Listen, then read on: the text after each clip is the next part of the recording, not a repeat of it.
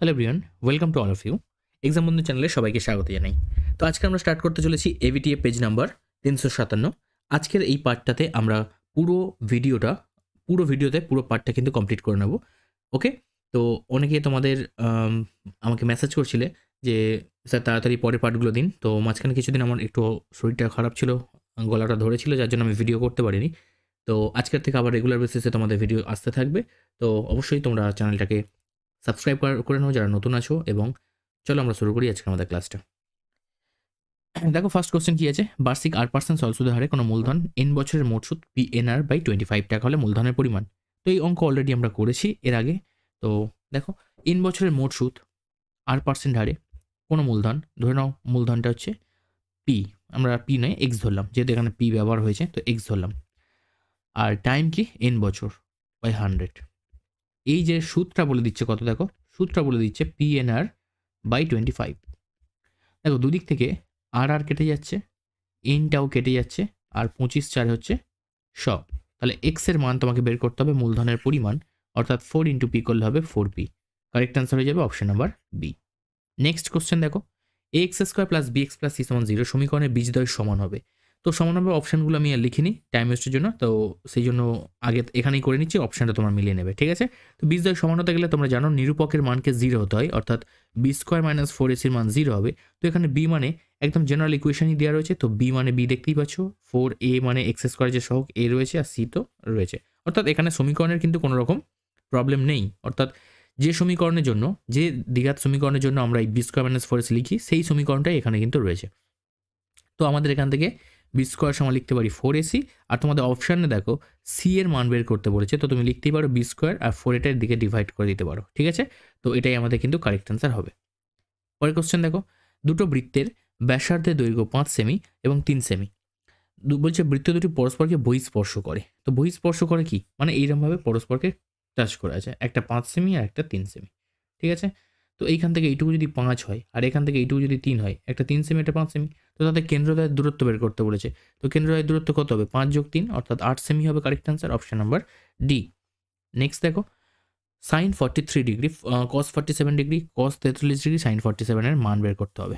তো এটা 43 আর 47 যোগ করলে আমরা 90 পেয়ে যাব, তার মানে এটা আমরা পুরক্ষণের নিয়ম অনুযায়ী অঙ্কটা করব।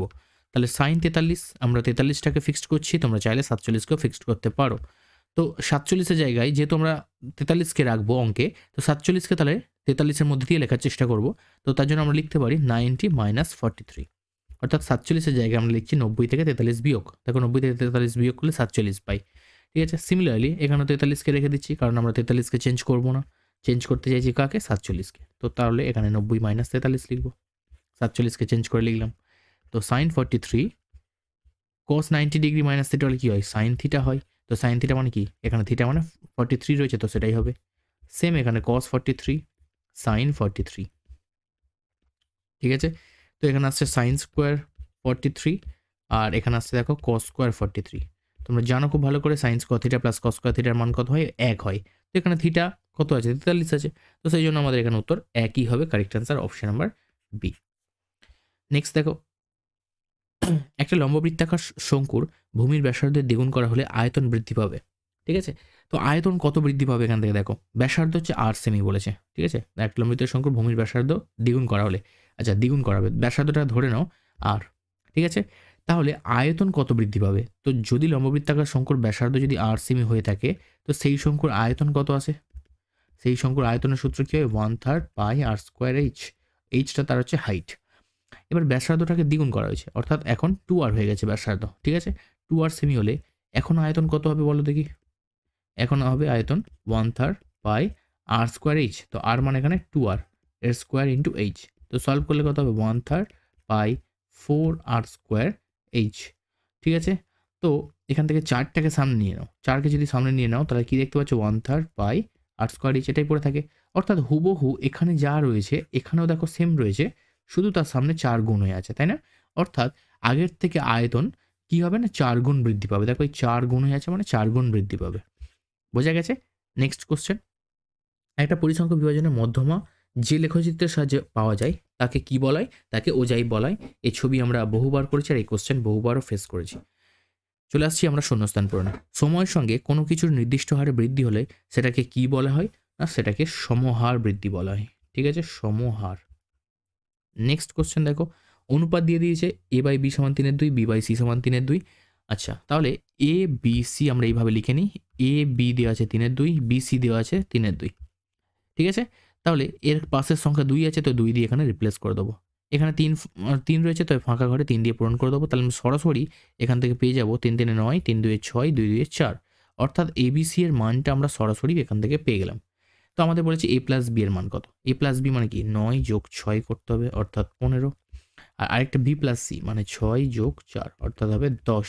তাহলে 15 আর 10 এর অনুপাত করতে বলেছে। তো 15 আর 10 এর অনুপাত করলে তুমি কত পেতে পারো এখান থেকে? 5 3 15, 5 2 10, অর্থাৎ 3:2 হবে আমাদের একদম সঠিক উত্তর।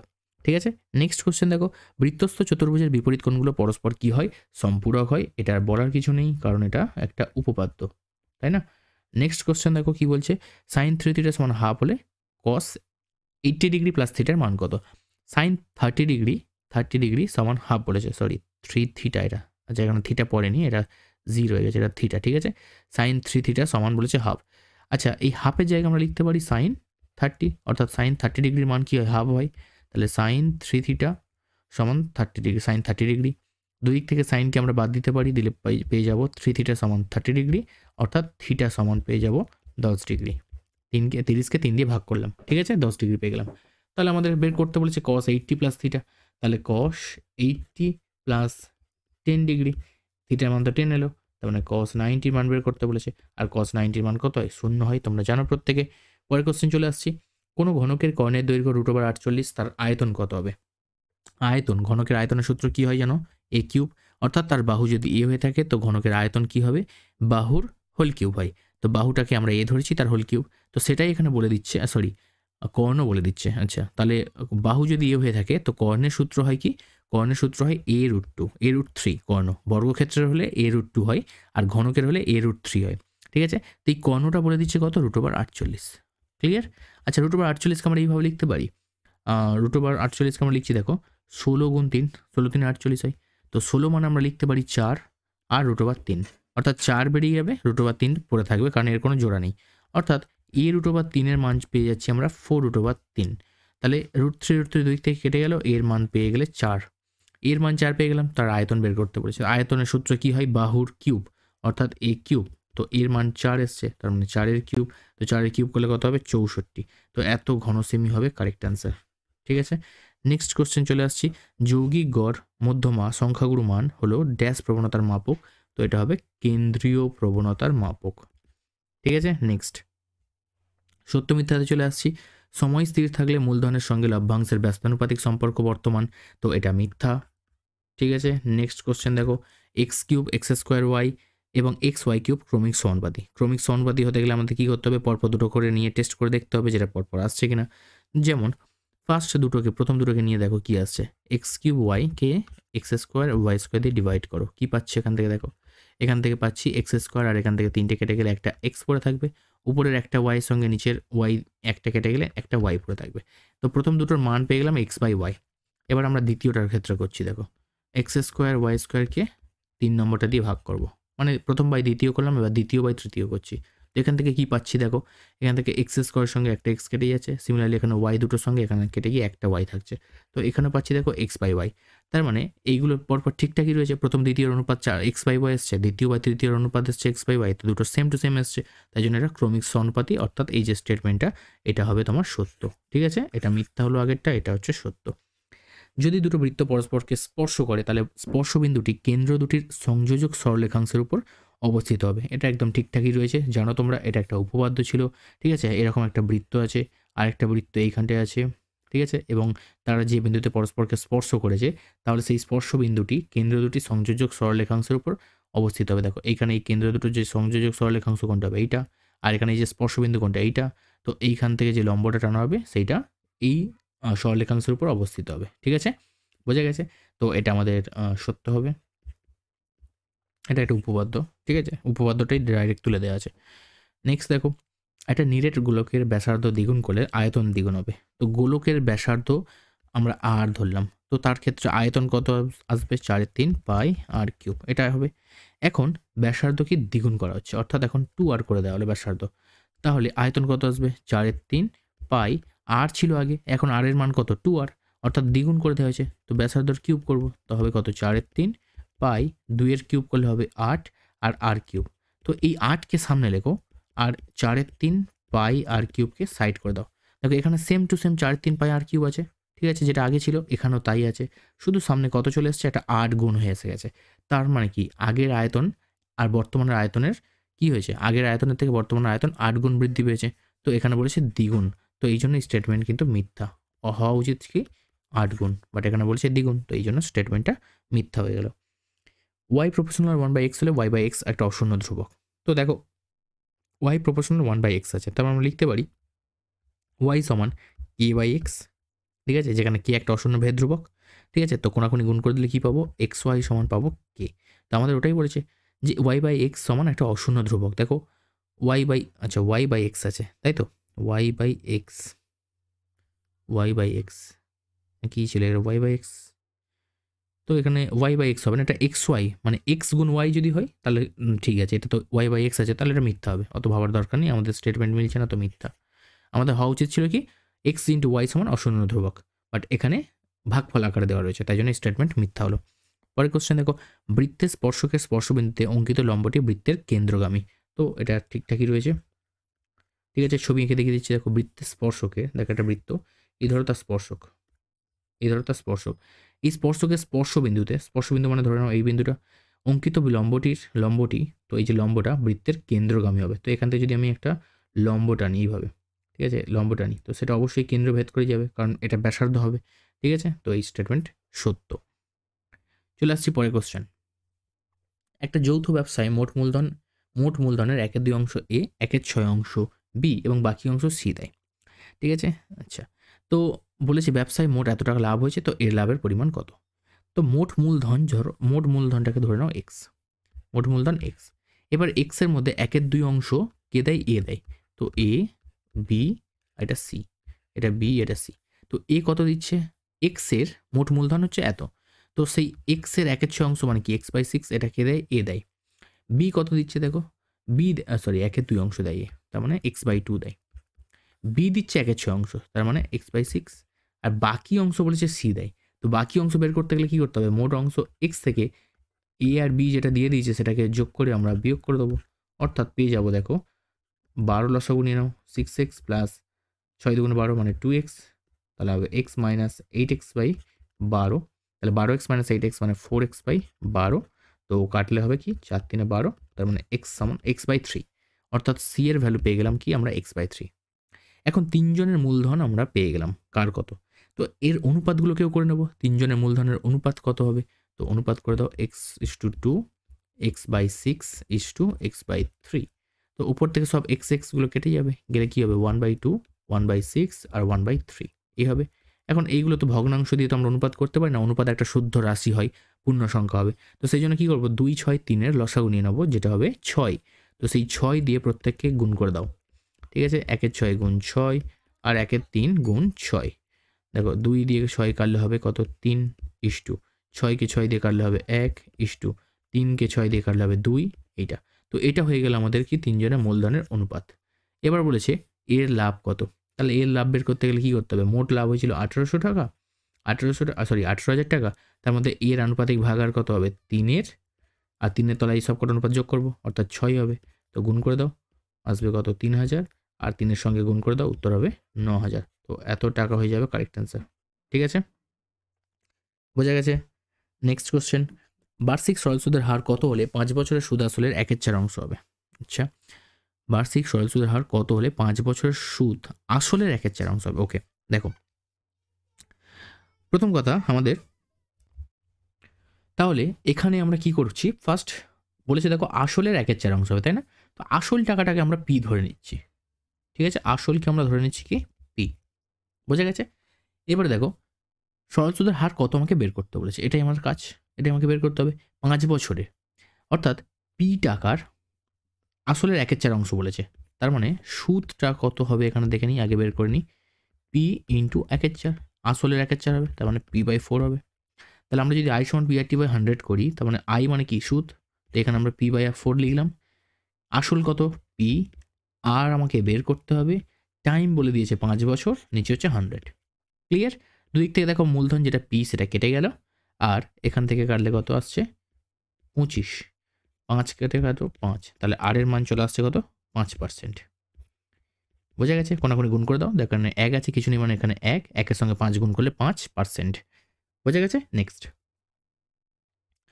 বলছে কে এর কোন মানের জন্য এই দ্বিঘাত সমীকরণের একটা বীজ 2/3 হবে। আচ্ছা, তো একটা বীজ এটা বাদ পড়ে গেছে, 2/3 হবে। ঠিক আছে, এই জায়গাটায় 2/3 এই কথাটা থাকবে। তো 2/3 যেহেতু এই সমীকরণে একটা বীজ, তাই জন্য আমরা এক্সের জায়গায় 2/3কে বসিয়ে দেবো। ঠিক আছে, কে ইন্টু 2/3 মাইনাস 3 সমান 0। তাহলে এখানে পাচ্ছি দেখো 7 ইন্টু 4/9 প্লাস 2k/3 সমান আসছে কত 3। তাহলে এখানে পাচ্ছি 2k/3 সমান 3 মাইনাস 7 4 28 আর নিচে হচ্ছে 9। তো এখানে আসছে 9 3 27 বিয়োগ 28 মানে 1 9 আসছে। 2k সমান 3 মাইনাস 9, দেখো 3কে কোনাকুনি আমরা এদিকে গুণ করলাম, আসছে কত মাইনাস 3, আর কে সমান হয়ে যাচ্ছে, দেখো কে সমান হয়ে যাচ্ছে, দুইটা এদিকে গুণে আছে, এদিকে আসলে ভাগ হয়ে যাবে, অর্থাৎ -6 হয়ে যাবে। ঠিক আছে, তো এটাই কের মান। নেক্সট কোশ্চেন দেখো, 3 + 2√2 √x + 1/√x এর মান নির্ণয় করতে হবে। তো এটা জানো তোমরা, এটা অঙ্কটা অলরেডি ফেস করেছি। তো x এর মান যদি 3 + 2√2 হয়, 1/x এর মান যখন তুমি করবে তখন কি আসবে, 1/x এর মান যখন করবে, এক সেকেন্ড, এটা x এর মান দিয়েছে তাই তো? আচ্ছা, না না সেই অঙ্ক না, এটা আলাদা। তো x এর মান দেওয়া আছে, এই xটাকে আমরা কিভাবে একটু সাজাচ্ছি ফার্স্ট দেখো, এটাকে কিভাবে সাজাচ্ছি। 3টাকে আমরা লিখছি 2, আর এখানে 2√2 আচ্ছা আপাতত লিখে রাখি, আর এখানে 1, মানে দেখো কি করছি, 3টাকে জাস্ট ভাঙলাম, 2 যোগ 1 3, 2টাকে প্রথমে লিখলাম, 1টাকে শেষে লিখলাম, লিখতেই পারি, এটা আমাদের লেখা যায় অঙ্কের নিয়ম অনুযায়ী। এরপর এই 2টাকে লিখছি √2 এর হোল স্কোয়ার। এবার এখানে 2 মানে a, বিটাকে আমরা 1 ভাবছি, আর এখানে বি স্কোয়ার দিতেই পারি, 1 স্কোয়ার মানে সেই 1 হয়, অর্থাৎ এটাকে লিখতে পারি √2 + 1 এর হোল স্কোয়ার। হয়ে গেল? তো এইটা যদি হয় x এর মান, এটা তো x এর মান, এবার আমরা করব কি 1/x এর মানটা। তাহলে 1/x যদি আমি করি, কি পাচ্ছি দেখো, সেম 1/3 + 2√2, 3 + 2√2। তো এটাকে আমরা করণ নিরসন করবো, আর তারও আগে দেখো 1/x এর মান বের করছি, 3 + 2√2কে যদি আমরা সলভ করি, কি পেয়েছি দেখো √2 + 1। তাহলে এটা যেহেতু করণ নিরসন হচ্ছে, তাহলে এখানে সেম এটারই উল্টোটা তৈরি হবে, অর্থাৎ √2 - 1 এর হোল স্কোয়ার তৈরি হবে। ক্লিয়ার? এবারে দেখো আমাকে বলেছে √x + 1/√x এর মান কত। √x এর মান কত দেখো, √x এর মান চলে আসছে এইখান থেকে, x এর মান এসছে এইটা, তো √x এর মান কি, x এর জায়গায় এটাকে বসিয়ে দাও, অর্থাৎ √2 + 1 এর হোল স্কোয়ার। সিমিলারলি এখানে বসিয়ে দাও, তাই এখানে তো দরকারই ছিল না, একইভাবেই করলেই হতো, কারণ সেই কোঅর্ডিনেশন করলে এটাই আসবে। ঠিক আছে, তো 1/x এই সেন্সে এটাকেই বসাই, তাহলে আমাদের একেবারে হয়ে যাবে। অথবা তুমি এখান থেকে সেই একইভাবে √x এর মান বসাও। ঠিক আছে, মানে এটা একটা দিয়ে করলেই হতো, কোনো ব্যাপার নয়। তাহলে এখানে হোল স্কোয়ার আর √ওভারটা চলেই যাবে, কারণ দুটো রুটের ভেতর থেকে একটা বেরিয়ে আসবে, অর্থাৎ √2 + 1 হবে, আর এখানে হবে কি √2 - 1, না x এর মান বসেছি তাই তো, তাহলে এখানে √2 + 1 হবে, x এর যেহেতু মান বসেছি। এই মাইনাস দিয়ে বসালে তাহলে 1/x হিসেবে তোমাকে বসাতে হতো, তাহলে সরাসরি আসতো। এখন এই জিনিসটাই করণ নিরসন করলে এখানে √2 + 1 হবে, আর এটাকে করণ নিরসন করলে √2 + 1 এর করণ নিরসন করলে √2 - 1 হবে।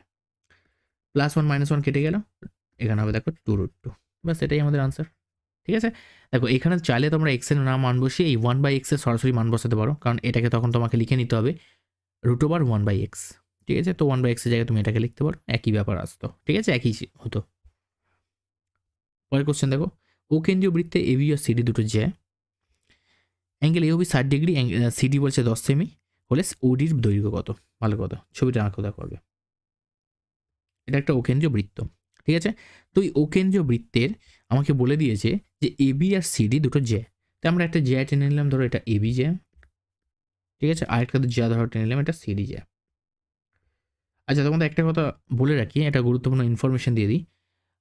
এই সপ্তাহে সানডেতে তো আমাদের মক টেস্ট নিতে পারিনি একটু কারণের জন্য, বললাম আমি শরীরটা খারাপ ছিল যার জন্য কোশ্চেন করা হয়নি। আর আগামী সপ্তাহে অর্থাৎ যেটা আসছে সানডে, ঠিক আছে, তো এই রবিবার দিন সম্ভবত 12 বা 13 তারিখ, তো ওই দিন তোমাদের কিন্তু মক টেস্ট হবে। মাধ্যমিকের যে টেস্ট পেপার, যে কোনো টেস্ট পেপার করো না কেন কোনো সমস্যা নেই, 4-এর দাগ অর্থাৎ মাধ্যমিকের প্রশ্নপত্রে যে 4-এর দাগের প্রশ্ন যেগুলো আসে, অর্থাৎ এই যে প্রশ্নগুলো এই মুহূর্তে আমরা সলভ করছি 2 নম্বরের যে কোশ্চেনগুলো, এই 2 নম্বরের কোশ্চেনের উপরে কিন্তু আমরা পরীক্ষা হবে আমাদের। তো সেই মক টেস্টে যারা যারা পার্টিসিপেট করতে চাও তারা অবশ্যই এক্সাম বন্ধু যে হোয়াটসঅ্যাপ গ্রুপ রয়েছে বা হোয়াটসঅ্যাপ চ্যানেল রয়েছে সেখানে তোমরা জয়েন করে যাও, ঠিক আছে। তোমাদের মক টেস্টের যাবতীয় ডিটেলস কিন্তু তোমরা ওখানে পেয়ে যাবে, ঠিক আছে। তো একটা ইনফরমেশন দিয়ে রাখলাম, যারা যারা মক টেস্ট দিতে চাও। আগের সপ্তাহে তোমাদের মধ্যে যারা, যেসব বন্ধুরা তোমাদের যেসব বন্ধুরা পার্টিসিপেট করেছিল তাদের মধ্যে যারা টপ 5 স্টুডেন্ট ছিল তাদের নাম আমাদের চ্যানেলে কিন্তু পাবলিশ করা হয়েছিল, তোমরা অনেকে দেখেছো সেগুলো, ঠিক আছে। সেরকম তোমাদের নামটাও যদি ওরকম দেখাতে চাও যে তুমিও কতটা ভালো পারফর্ম করছো, তাহলে অবশ্যই মক টেস্টে কিন্তু পার্টিসিপেট করো, ঠিক আছে। এখানে তোমার ক্ষতি কিছু নেই, কোনো লোকসানও নেই, এখানে তোমার থেকে কোনো টাকাও আমি নিচ্ছি না। তো জাস্ট মক টেস্ট দেবে এবং দিয়ে নিজের প্র্যাকটিস হবে, বাস এইটুকুই। পরীক্ষার টানে টানে তোমরা কিন্তু প্র্যাকটিসটা করবে। দেখো কি বলছে, ও কেন্দ্রীয় বৃত্তের এবিএস সিরিজ দুটো যে আমরা করে নিলাম। অ্যাঙ্গেল এও বি বলেছে 60 ডিগ্রি, তো এখানে ধরো ও রয়েছে, ও কেন্দ্রীয় বৃত্তের এও বি বলে দিয়েছে 60 ডিগ্রি, দেখো এইটা 60 ডিগ্রি। এরপর কি বলেছে, সিডি 10 সেমি, সিডি, আচ্ছা এটা 10, ওডি কত বের করো, ওডি মানে এইটা, আচ্ছা ওডি মানে কি, ওডি মানে কি, ওডি যা ওবি তাই, একই ব্যাপার, দুটো বৃত্তের তো ব্যাসার্ধ, এই একই বৃত্তের দুটো ব্যাসার্ধ। তাহলে আমাদের কাজটা কি করে হবে, ওডির দৈর্ঘ্য কি করে আমরা বের করব, মানে আমাদের ব্যাসার্ধটাকে বের করতে হবে, তাই না। তো সবার ফার্স্ট আমরা লিখে নিই এখানে ও এ সমান ও বি সমান ও ডি, তিনটেই একই বৃত্তের ব্যাসার্ধ হয়েছে। আচ্ছা, অ্যাঙ্গেল ও এ বি এর মান কত হবে বলো। যদি ও এর সঙ্গে ও বিটা সমান হয়ে থাকে তাহলে এই যে ত্রিভুজ ও এ বি, এটা কি ত্রিভুজ, একটা সমদ্বিবাহু ত্রিভুজ, ক্লিয়ার, একটা সমদ্বিবাহু ত্রিভুজ। আর সমদ্বিবাহু ত্রিভুজের সমান বাহু দুটো তৃতীয় যে বাহু রয়েছে তার সঙ্গে দুটো সমান কোণ তৈরি করে, অর্থাৎ এখানে অ্যাঙ্গেল, অর্থাৎ অ্যাঙ্গেল ও এ বি সমান অ্যাঙ্গেল ও বি এ, এই দুটো কোণ সমান হবে।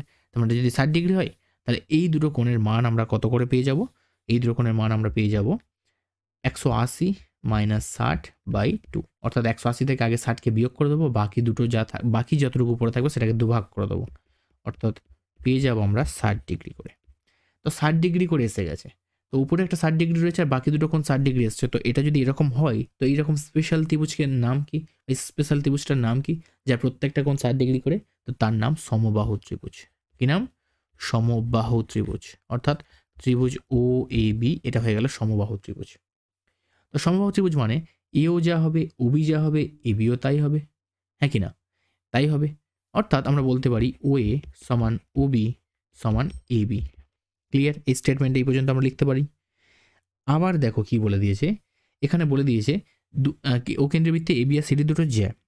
এখন সিডির দৈর্ঘ্য বলে দিয়েছে 10, ঠিক আছে, সিডি বলে দিয়েছে 10 আর দুটো সমান জ্যা আছে।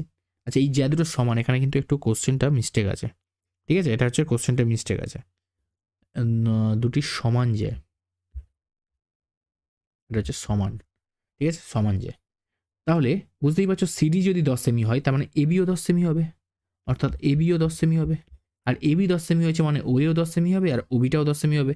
আর ওএ আর ওবিটা কি একই বৃত্তের ব্যাসার্ধ, তাহলে ওবিও যদি ব্যাসার্ধ হয় ওডিটাও ব্যাসার্ধ হবে, তার মানে ওডিটাও আমরা এখান থেকে বলে দেবো 10 সেমি, ব্যাস হয়ে গেল, এটাই আমাদের আনসার, ঠিক আছে। নেক্সট কোশ্চেন চলে আসছে, এবিসিডি একটা বৃত্তস্থ চতুর্ভুজ এবং ও ওই বৃত্তের কেন্দ্র।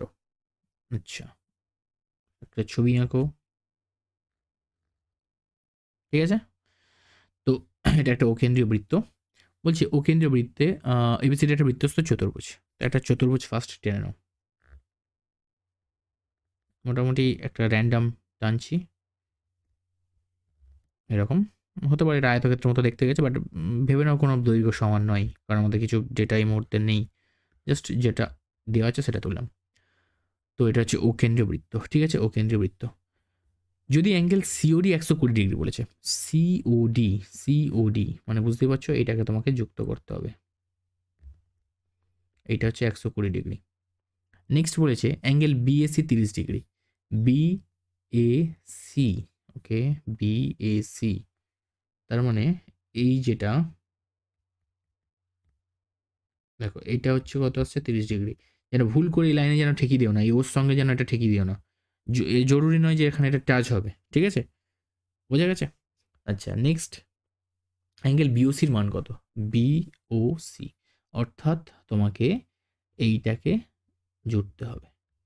দেখো এটা তবে গিয়ে বিওসি তৈরি হবে, অর্থাৎ বিওসি মানে এই যে কোণটা বের করতে হবে, এই যে কোণটা, ঠিক আছে, আরেকবার ভালো করে দেখে দিচ্ছি, দেখো এই যে কোণটা বের করতে হবে, ওকে। আচ্ছা, তো কি করতে পারি, আমরা একটা জিনিস জানি, কেন্দ্রস্থ কোণ পরিধিস্থ কোণের দ্বিগুণ হয়।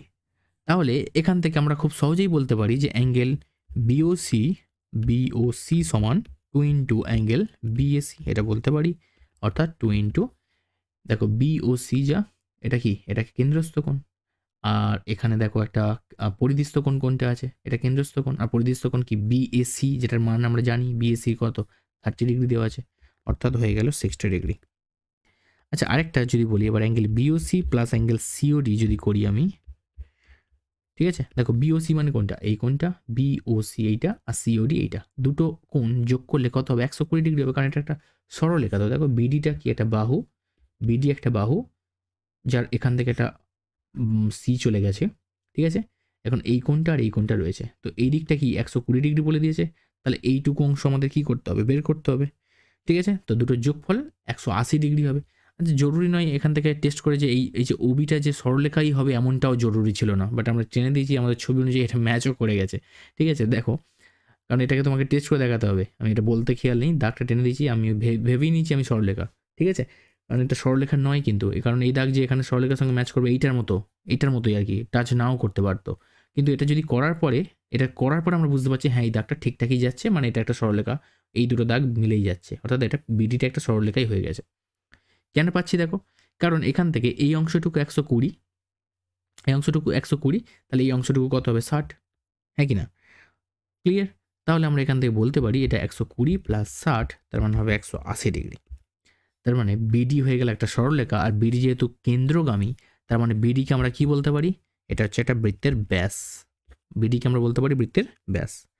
আচ্ছা আমি যদি বলি অ্যাঙ্গেল বিসিডির মান কত, অ্যাঙ্গেল বিসিডি সমান কত, বিসিডি, দেখো এইটা যদি ব্যাস হয়ে যায়, আমরা বিসিডিকে একটা অর্ধবৃত্তস্থ কোণ বলতে পারি, ভালো করে লক্ষ্য করো, এটা কি অর্ধবৃত্ত।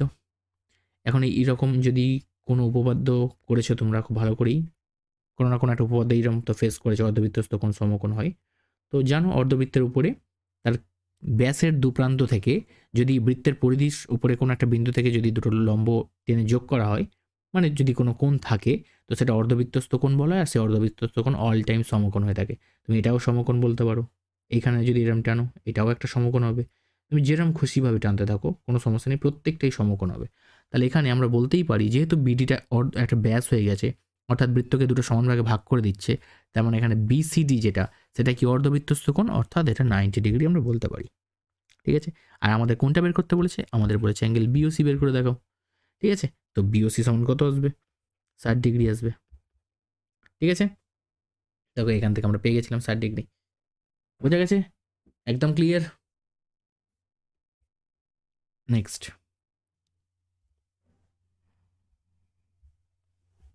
আর কস থিটা সমান 2√3, আর সাইন থিটা সমান 2, এবং বিটা বি সূক্ষ্মকোণ, আচ্ছা এটা বি সূক্ষ্মকোণ না বিটা ছিল, বি সূক্ষ্মকোণ হলে আর এবং থিটার মান জানি না কি ব্যাপার হলো এটা,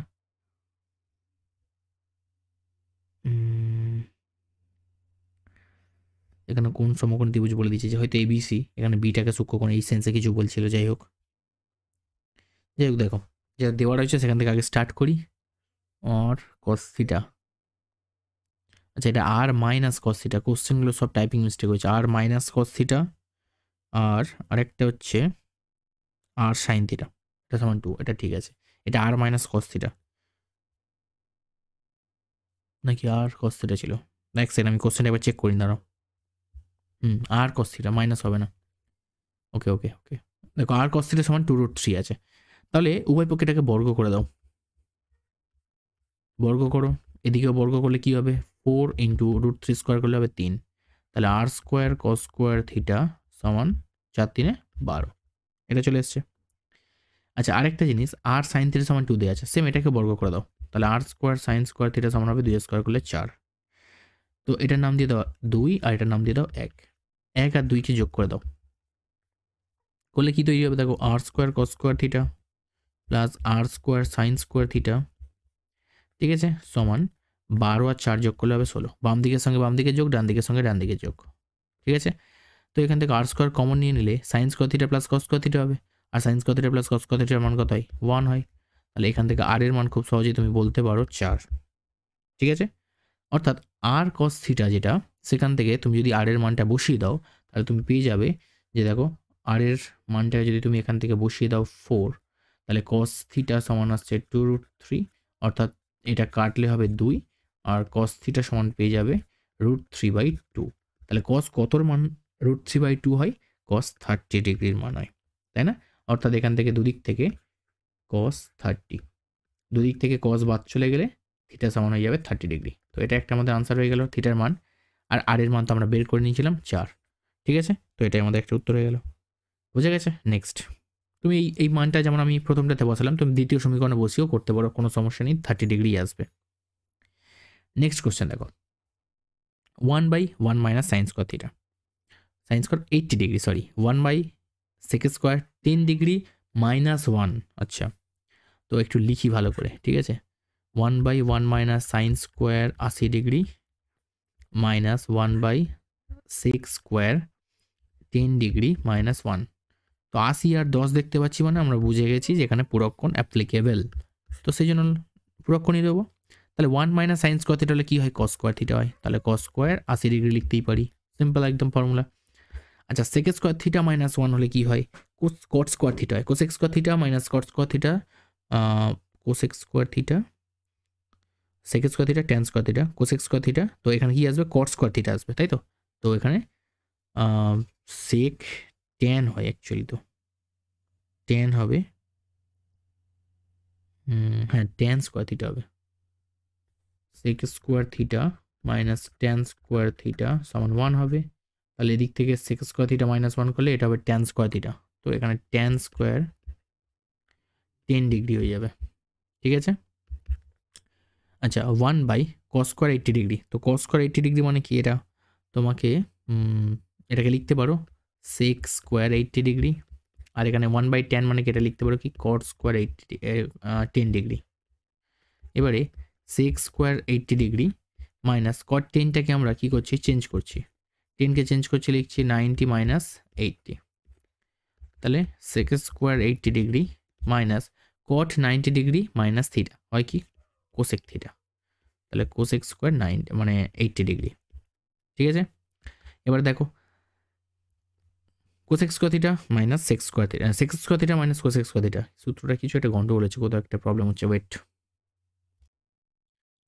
ভুলটা এখানে হয়ে গেছে, দেখো কট 90 ডিগ্রি মাইনাস থিটা, কোসেক নয় সরি ট্যান, তো আমি এটার সঙ্গে তালগোল করতে গিয়ে এদিকে চলে এসেছি, ট্যান স্কোয়ার, ঠিক আছে। তো sec square theta minus tan square theta সমান 1 হবে, ঠিক আছে। নেক্সট কোশ্চেন দেখো,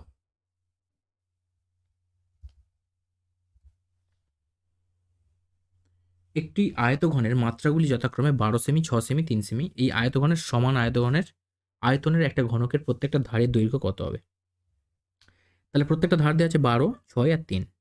তো প্রত্যেকটা ধারের মানে ওই যে আয়তঘনকটা দিয়ে যে ঘনকটা তৈরি হবে, আয়তঘনের সমান আয়তন বিশিষ্ট, তাহলে এই আয়তনটাকে বের করে নিই। আয়তঘনের আয়তন কত হবে, 12 গুণ 6 গুণ 3, অর্থাৎ দৈর্ঘ্য গুণ প্রস্থ গুণ উচ্চতা। তো 12 6 72, আর 3 গুণ করে দাও, 6 7 3 21, 216, ঠিক আছে। অর্থাৎ এই যেটা আসবে আয়তঘনের আয়তন, সেটা একটা ঘনকের আয়তনের সঙ্গে সমান। তো ঘনকের প্রত্যেকটা ধারে দৈর্ঘ্য বের করতে বলেছে, ধরে নাও সেই যে ঘনকটা, তার প্রত্যেকটা ধারে দৈর্ঘ্য কী হবে, এ, তো তার আয়তন কী হবে, এ কিউব। তাহলে এ কিউবের মান নিশ্চয়ই 216 হবে, কারণ বলে দিয়েছে ঘনকটার আয়তন এবং ঘনকটার আয়তন সমান। তো এখান থেকে যদি তুমি এর মান বের করো, তাহলে কিউব রুট অফ 216 হবে, আর কিউব রুট অফ 216 মানে কত হয়, 6 হয়। কারণ কি 6 গুণ 6 গুণ 6 করলে 216 হয়, আর 3টে 6 জন্য একটা 6 বাইরে বেরিয়ে আসবে, অর্থাৎ 6 হবে আমাদের আনসার। নেক্সট, গোলকের ব্যাসার্ধের দৈর্ঘ্য 10% বাড়ানো হলো বক্রতলের ক্ষেত্রফল শতকরা কত বৃদ্ধি পাবে?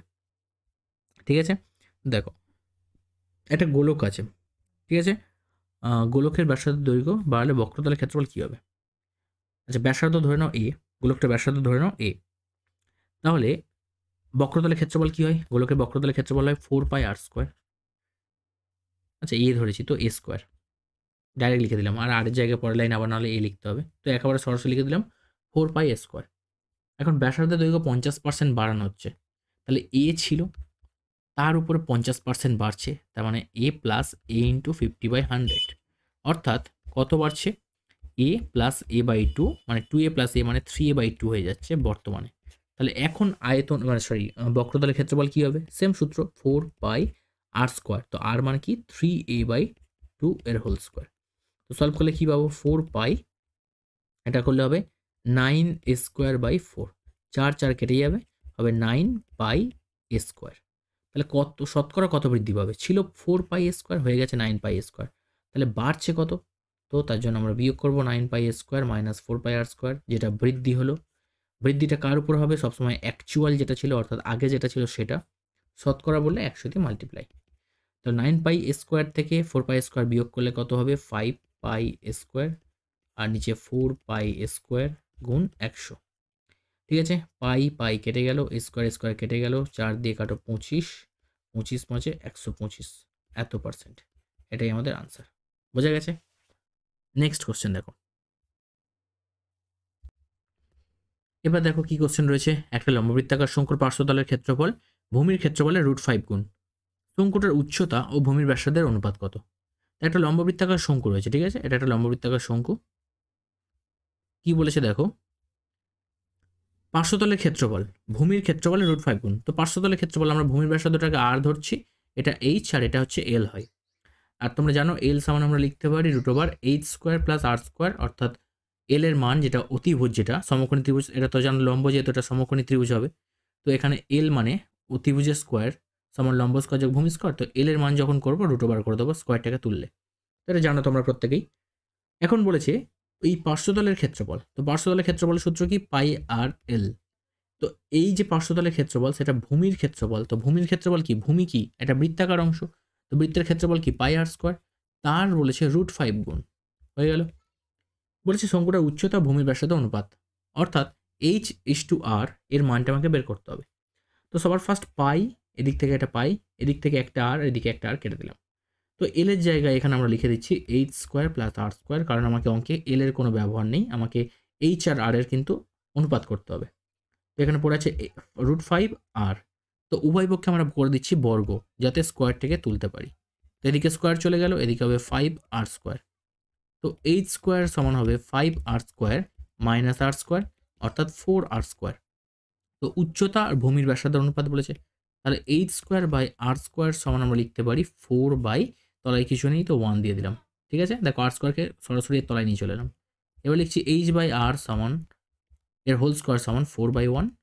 পরের স্টেপে আমরা লিখছি h/r সমান √4/1।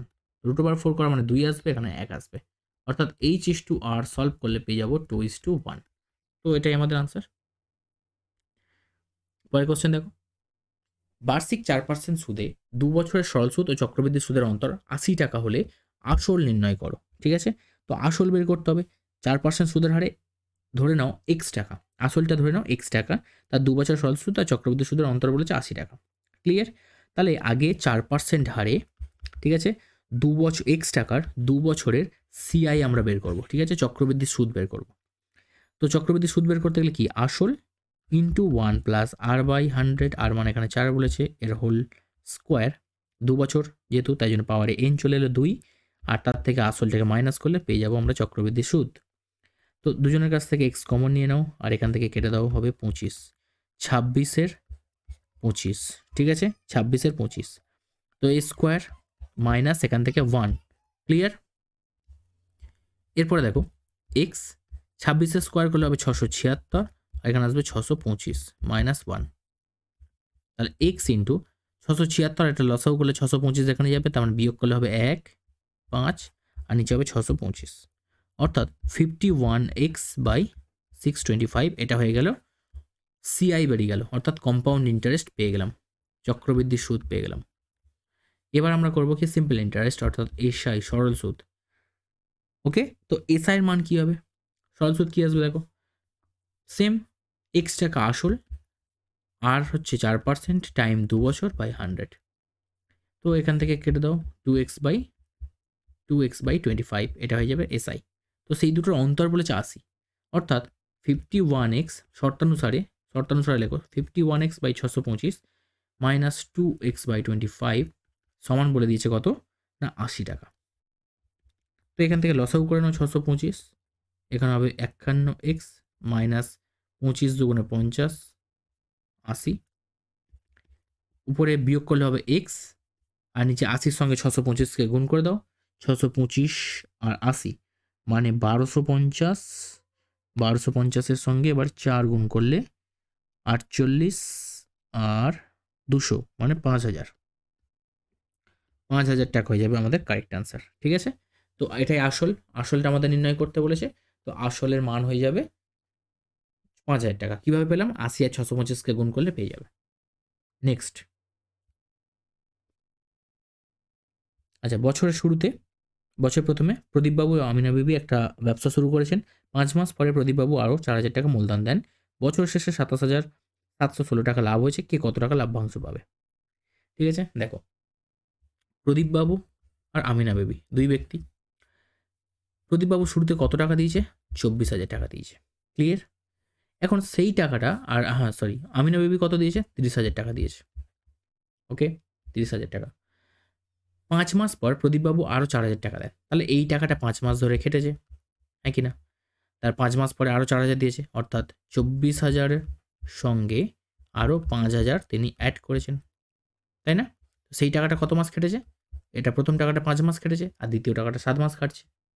ঠিক আছে, তো দুটো টাকা যোগ করলে তাহলে এই টাকাটা যোগ এই টাকাটা করলে টোটাল প্রদীপবাবুর মূলধন বেরিয়ে যাবে।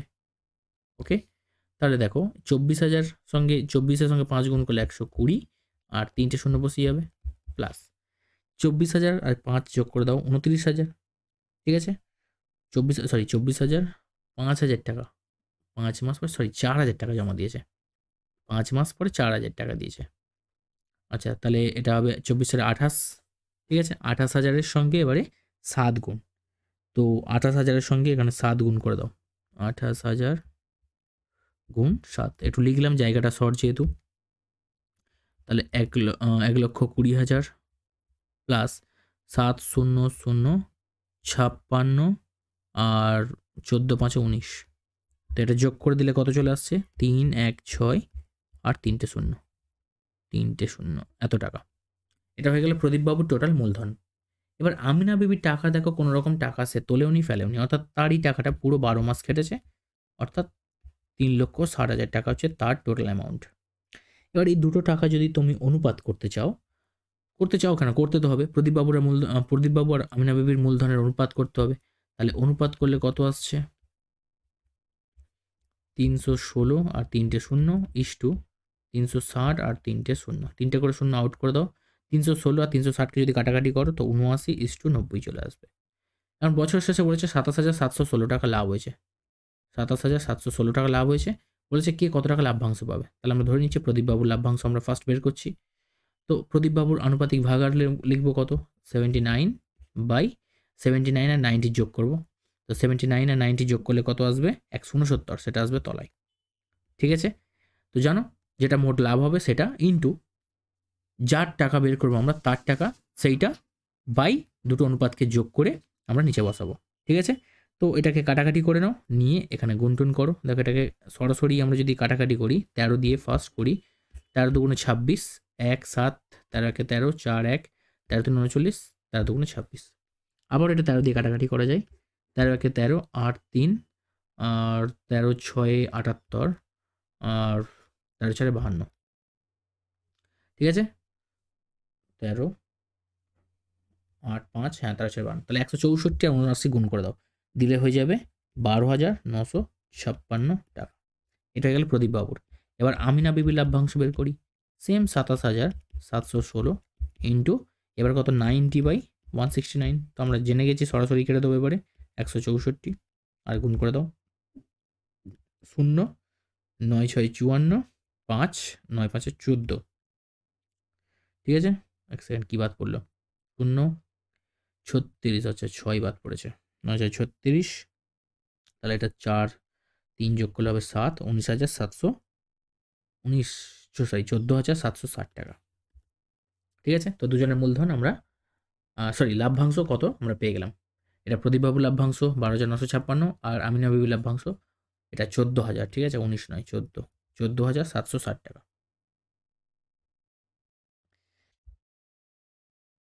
তো ফার্স্ট কোশ্চেন কি বলছে দেখো, 1/x-1 into x-2 plus 1/x-2 into x-3 plus 1/x-3 into x-4 সমান 1/6 এবং বলা আছে কি এক্স এর ভ্যালু 1 2 3 4 হতে পারে না। কেন হতে পারে না? কারণ যদি এক্স এর ভ্যালু আমরা এখানে 1 পুট করি অথবা এক্স এর ভ্যালু এখানে 2 পুট করি, তো সেক্ষেত্রে দেখো এখানে 0 হয়ে যাচ্ছে, আর কোনো ভগ্নাংশের হরে কিন্তু 0 হতে পারে না, কারণ সেই ভগ্নাংশটার মান তখন অসংজ্ঞাত হয়ে যায়, ঠিক আছে। অর্থাৎ তলায় কিন্তু শূন্য হবে না। এই সেন্সের জন্য বা এই জিনিসটাকেই বোঝানোর জন্য আমাদের এখানে পাশে গাইডলাইন দেওয়া রয়েছে যে এক্স এর মান 1 2 3 4 হবে না, বাকি যে কোনো আনসার তুমি নিয়ে আসো, কোনো ব্যাপার নয়, ঠিক আছে। তো চলো আমরা স্টার্ট করি, আমাদের আনসার বের করার চেষ্টা করি। এই অঙ্কগুলো ক্যালকুলেশন করার জন্য একটা সুন্দর ট্রিক্স রয়েছে, তো ভালো করে দেখে নাও, কারণ এই টাইপসের ক্যালকুলেশনগুলো খুব সহজে করা যায়। বুঝবে কী করে এইটা সেই প্যাটার্নের কোশ্চেন, দেখো এখানে কোশ্চেনের প্যাটার্ন ধরো x-1 x-2 x-2 x-3, অর্থাৎ কি যেখানেই শেষ হচ্ছে সেখান থেকে আবার শুরু হচ্ছে, তো এইভাবে চলছে সিকোয়েন্স ওয়াইজ। তো এই টাইপসের যত ক্যালকুলেশন হবে সব এই একই প্রসেসেই করবে, ঠিক আছে। প্রসেসটা শিখে নাও, এই টাইপসের সমস্ত ক্যালকুলেশন তোমরা কিন্তু পেরিয়ে যাবে। তো ফার্স্ট আগে দেখি আমাদের এখানে কি টার্ম ইউজ হচ্ছে। কি টার্ম মিন্স এখানে x-1 আর x-2 এর মধ্যে একটা রিলেশন খোঁজার চেষ্টা করি কীরকমভাবে, যে x-1 থেকে যদি আমরা x-2টাকে সাবট্রাক্ট করে দিই, বিয়োগ করে দিই যদি, ঠিক আছে, তাহলে কি পাবো? দেখো এখানে কি পাচ্ছি আমরা, এখান থেকে পাওয়া যাবে x-1 মাইনাস এক্স মাইনাসে মাইনাসে প্লাস 2, অর্থাৎ এখান থেকে প্লাস এক্স মাইনাস এক্স কেটে গেল, আর -1 + 2 করলে হবে কি +1। সিমিলারলি যদি তুমি x-2 থেকে যদি x-3কে যদি তুমি বিয়োগ করো, তাহলে তো সেক্ষেত্রেও দেখো 1 পাচ্ছ। আবার x-3 থেকে যদি x-4কে বিয়োগ করো, তাহলে সেক্ষেত্রেও দেখো তুমি 1 পাচ্ছ। অর্থাৎ এই টাইপসের প্রত্যেকটা কোশ্চেন কিন্তু এই নিয়মকেই মেনে চলবে, ঠিক আছে। এখন x-1 আর x-2 এর মধ্যে বুঝতেই পারছো, অবশ্যই x-1 কিন্তু বড় সংখ্যা, x-2 কিন্তু ছোট সংখ্যা, তাই জন্য তাদের বিয়োগফল কিন্তু পজিটিভ এসছে। এবং এই যে একটা এসছেই দেখো একগুলো উপরে রয়েছে, তাহলে এই একের জায়গায় আমরা এই সংখ্যাগুলোকে রিপ্লেস করে দেবো, ঠিক আছে। তো সেই একের জায়গায় আমরা লিখতে পারি, অঙ্কটাকে বসাচ্ছি দেখো এখান থেকে, একের জায়গায় লিখছি কি x-1 minus of x-2 by নিচে যেমন আছে x-1 into x-2, clear, plus আবার এখানে 1 এর জায়গায় তাহলে কি লিখবো, এর তলায় যে সংখ্যাগুলো আছে তাদের যে পেয়ার, অর্থাৎ x-2 minus x-3 divided by এখানে হবে x-2 into x-3, clear, plus এখানেও সেম হবে x-3 মাইনাস x-4 নিচে x-3 ইন্টু x-4, বাস হয়ে গেল। অঙ্কের আর কিছুই নেই, জাস্ট ইজি এর পর থেকে। দেখো এইটা করার পরে আমরা কি করব, এই প্রত্যেকটা টার্মকে আমরা ডিভাইড করে দেবো। যখন x-1কে আমরা নিচের এই সংখ্যাটাকে দিয়ে ভাগ করে দেবো, অর্থাৎ কী পাবো দেখো এখান থেকে পাবো x-1 by x-1 into x-2, clear, minus উপরে দেখো এই জিনিসটাকে ভাগ করবো সেম x-2কেও সেম নিচের যা সংখ্যা থাকে ভাজক দিয়ে পুরোটাকেই ভাগ করে দিতে হয়, ঠিক আছে, প্লাস সিমিলারলি এটাকেও লিখতে থাকবো x-2 into x-2 x-3 minus x-3 divided by x-2 into x-3, okay, plus x-3 by x-3 into x-4 minus x-4কেও সেম টু সেম ডিভাইড করবো x-3 ইন্টু x-4, এই দিয়ে ডিভাইড করবো, তাহলে আমরা সমান 1/6, ঠিক আছে, 1/6। এবার দেখো আমরা এখান থেকে ক্যালকুলেশন করলে পেয়ে যাচ্ছি কি, এখান থেকে পেয়ে যাচ্ছি দেখো x-1 কেটে যাচ্ছে, ঠিক আছে, এখান থেকে দেখো x-2 কেটে যাচ্ছে, x-2 কেটে যাচ্ছে, ওকে, এখান থেকে x-3 কাটছে, এখান থেকে পাচ্ছি কি x-3 কাটছে, এখান থেকে এক্স মাইনাস ফোর কেটে যাচ্ছে, তাই তো? এক্স মাইনাস ফোর কেটে যাচ্ছে। তাহলে আলটিমেটলি এখানে কি পড়ে থাকছে? এখানে পড়ে থাকছে দেখো 1/x-2, ঠিক আছে? 1/x-2 এখান থেকে কি পড়ে থাকছে? এখান থেকে পড়ে থাকছে তোমার এখান থেকে পড়ে থাকছে দেখো 1/x-1 প্লাস এখান থেকে 1/x-3 minus 1/x-2 plus 1/x-4, ঠিক আছে? মাইনাস 1/x-3 সমান 1/6, ঠিক আছে? তাহলে আবারও দেখো ক্যালকুলেশন করলে আমরা পেয়ে যাচ্ছি এখান থেকে এইটা কাটছে, আর কাটছে কি x-3টাও কেটে যাচ্ছে, সেম টু সেম আছে, প্লাস মাইনাসে কেটে যায়। তো আলটিমেটলি পড়ে থাকছে কি? পড়ে থাকছে 1/x-4 মাইনাস 1/x-1 সমান 1/6, বাস এইটুকুই পড়ে আছে, ঠিক আছে? তো এই জিনিসটাকে আমরা কিন্তু এরপর থেকে স্টার্ট করছি, ঠিক আছে? আমি একটু বোর্ডটাকে ক্লিন করে নিই, ঠিক আছে? তো চলো শুরু করা যাক। এবার কি করবো দেখো, আমরা x-4 আর x-1 এর কিন্তু লসাগু নিয়ে নেবো, ঠিক আছে? তো x-4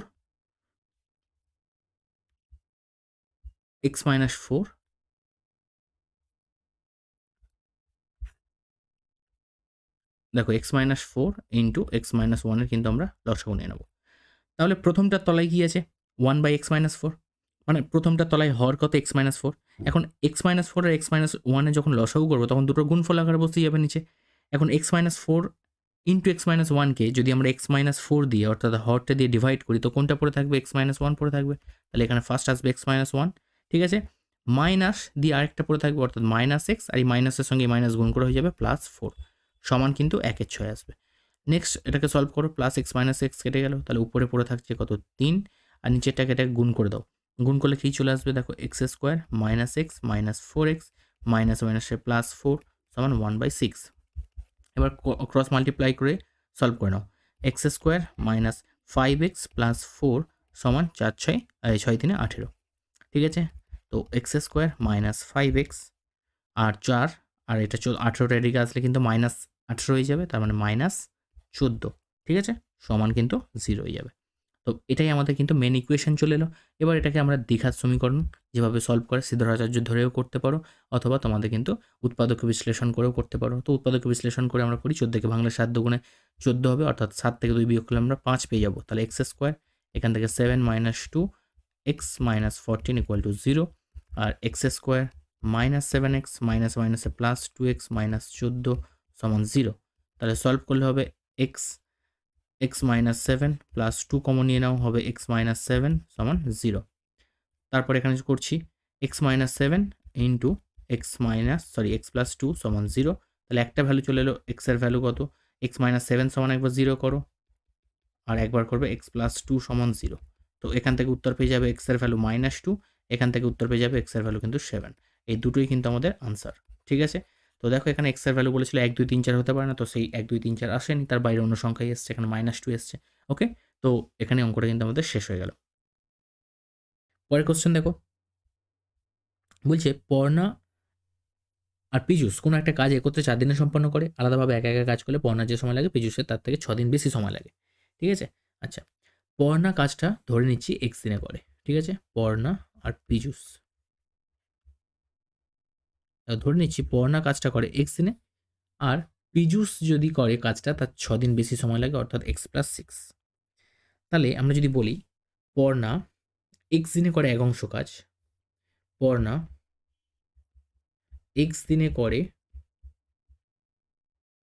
1 অংশ কাজ, ঠিক আছে? তাহলে একদিনে কাজ করবে কত? 1/x এত অংশ কাজ। সিমিলারলি আমরা বলতে পারি পীযূষ x + 6 দিনে করে 1 অংশ কাজ, একদিনে করবে 1/x + 6 এত অংশ কাজ। এ পর্যন্ত ক্লিয়ার? এবার বলছে দুজনে যদি একত্রে কাজ করে তাহলে 4 দিনে কাজটা শেষ করে, ঠিক আছে? আগে দেখি দুজনে একদিনে কত কাজ করে। তাহলে দুজনে একত্রে একদিনে করে, দেখো এখানে একদিনে করে পর্ণা 1/x, আর পীযূষ একদিনে করে 1/x + 6। তো এখান থেকে লসাগু নিয়ে নাও, x × x + 6 হয়ে যাবে লসাগু। এখানে আসবে x + 6 + x, উপরে হবে 2x + 6 নিচে x into x plus six, ঠিক আছে, এত অংশ। তো দুজনে একত্রে একদিনে করে এত অংশ, তাহলে আমরা ঘুরিয়ে বলতে পারি 2x plus six by x into x plus six, এত অংশ কাজ হয় একদিনে, এক অংশ কাজ হয় 1 বাই এইটা 2x plus six by x into x plus six. আর একের তলে যদি কোনো ভগ্নাংশ থাকে সেটা কী হয়ে যাবে, উল্টে যাবে, কারণ এটাই তো আমাদের মেন বাই, এটা আমাদের মেন বাই।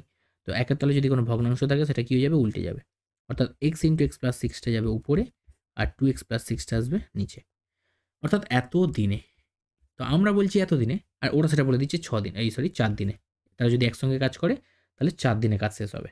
তাহলে শর্তানুসারে আমরা বলতেই পারি x into x plus six by 2x plus six সেটা সমান 4।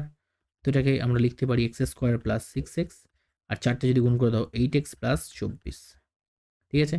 তাহলে এটা সলভ করলে হবে x square, 6x minus 8x করলে হবে মাইনাস 2x মাইনাস 24 সমান 0, এটা চলে আসবে। এবার এটাকে যদি আমরা মিডল টার্ম করি তাহলে এক্সের দুখানা উৎপাদক পেয়ে যাবো, একটা এক্স সমান হবে 6 আর একটা হবে কি মাইনাস 4, ঠিক আছে। অগ্রাহ্য, আমার জায়গা শর্ট হলে আমি এখানে কিন্তু সরাসরি মিডল টার্ম করে বলে দিলাম, ঠিক আছে। তাহলে মাইনাস 4টা অগ্রাহ্য, কারণ কি সময় তো নেগেটিভ হতে পারে না, তাহলে নিশ্চয়ই এক্সের মান 6, তার মানে আমাকে বলেছে পড়না একাকী কতদিনে কাজটা করে, তো উত্তর হবে 6, অর্থাৎ পড়না একাকী 6 দিনে কাজটা সম্পূর্ণ করতে পারে। ক্লিয়ার? দেখো প্রশ্ন আছে কি, এক্স সমান 3 প্লাস রুট 3 এবং এক্স ওয়াই সমান 6 হলে এক্স প্লাস ওয়াই স্কোয়ারের মান নির্ণয় করো, ঠিক আছে। তো চলো যেটা দেওয়া রয়েছে আমরা সেখান থেকে স্টার্ট করি।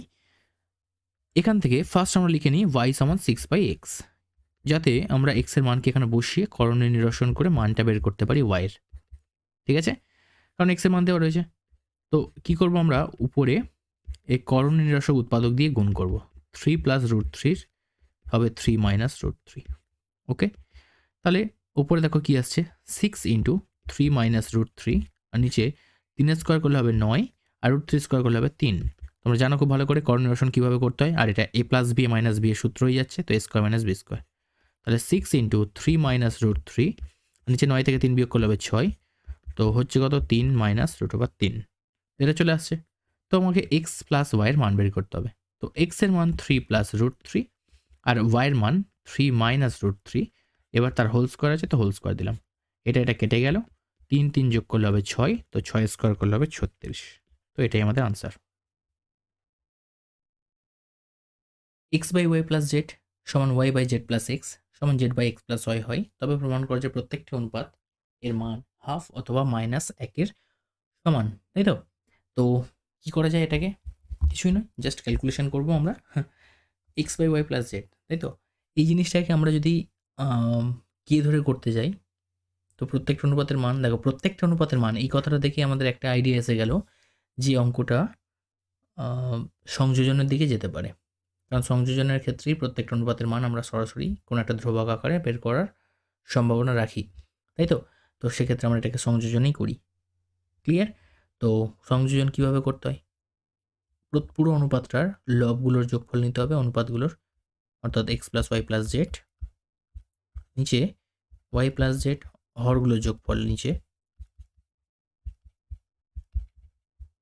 উপরে হবে x plus y plus z, নিচে হবে 2x plus 2y plus 2z। Common নিয়ে নাও নিচ থেকে, 2 কমন নিলে হবে x plus y plus z. দেখো প্রমাণ আমাদের হয়ে গেছে একটা, এটা কেটে গেলে হবে 1-এর 2, একটা প্রমাণ দেখো আমরা করে ফেলেছি অলরেডি।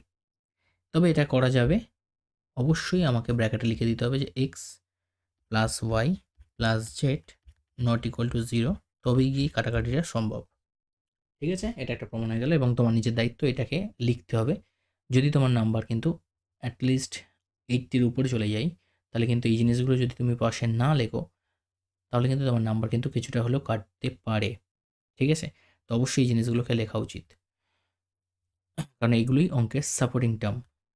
এবারে দেখো -1 প্রমাণ করতে হবে, তো -1টাকে কীভাবে প্রমাণ করব, যদি x plus y plus z এই যে ভ্যালুটা হাফ আমরা প্রমাণ করে দিই, ঠিক আছে। এটা কি যখন নট ইকুয়াল টু 0 হবে, যদি নট ইকুয়াল টু 0 হয়, বাট যদি 0 হয় তখন কি মান আসে দেখি, যে x plus y plus z not equal to 1 যদি হয়, নট ইকুয়াল টু 0 যদি হয় তাহলে হাফ আসছে উত্তর। কিন্তু যদি 0 হয় তাহলে কি মান আসবে? তো তখন এই মানটাই আসবে যে এক্স প্লাস ওয়াই সমান মাইনাস জেড, এটাই লিখতে পারি, হ্যাঁ কি না? এক্স প্লাস ওয়াই সমান মাইনাস জেড। সিমিলার ওয়েতে এটাও লিখতে পারি যে এক্স প্লাস জেড সমান মাইনাস ওয়াই, অথবা আমি এরকম লিখতে পারি এক্স প্লাস জেড সমান মাইনাস এক্স, লিখতে পারি, হ্যাঁ কি না? এখন দেখো কি লিখতে পারি। এখন এখন দেখো, এখন এটা বলতে পারি যে এক্সের তলায় যদি এই এক্স প্লাস জেডকে ঘুরিয়ে নিয়ে চলে যাও, একটা একটা দেখো, এক ধার থেকে করি, যে জেডের তলায় যদি তুমি এক্স প্লাস ওয়াইকে নিয়ে চলে যাও তাহলে এখানে কি পড়ে থাকে? -1 পড়ে থাকবে। সেম টু সেম এখানে দেখো, এই ওয়াইয়ের তলায় যদি এক্স প্লাস জেডকে নিয়ে চলে যাও এখানে -1 পড়ে থাকে। অনেকের এই জায়গায় ডাউট লাগছে, আমি বুঝতে পারছি যে কিভাবে কি হলো ক্যালকুলেশনটা, তোমাদের জন্য ভেঙে দেখাচ্ছি, একটু দেখো এই জায়গাগুলো কিভাবে আসছে। এই একই জিনিস এখানে দেখাচ্ছি, দেখো তুমি এখানে এটাকে ভাবতে পারো এইভাবে যে এক্স প্লাস জেড এদিকে কিছু নেই, পুরো টার্মটাকে আমি এদিকে ঘুরিয়ে নিয়ে চলে যাচ্ছি, মাইনাস এক্সের তলায় লিখছি এক্স প্লাস জেড, লিখতেই পারি, কোনাকুনি গুণ আকারে চলে গেছে। দেখো যদি তোমার মনে না হয় কোনাকুনি গুণ করে তুমি চেক করে নাও, এক্স প্লাস জেডের সঙ্গে 1 মাল্টিপ্লাই করলে সেই এক্স প্লাস জেডই হয়। এরপরের স্টেপ কি না, এই মাইনাসটাকে এদিকে গুণ করে দাও, করা যায়, এটা তো করা যায়, নর্মাল জিনিস, কারণ মাইনাস এরকমভাবে সমান চিহ্নের দু সাইডে এদিক ওদিক ক্যালকুলেশন করা যায়, গুণ করা যায়, কাটাকাটি করা যায়, ঠিক আছে, ভাগ করা যায়।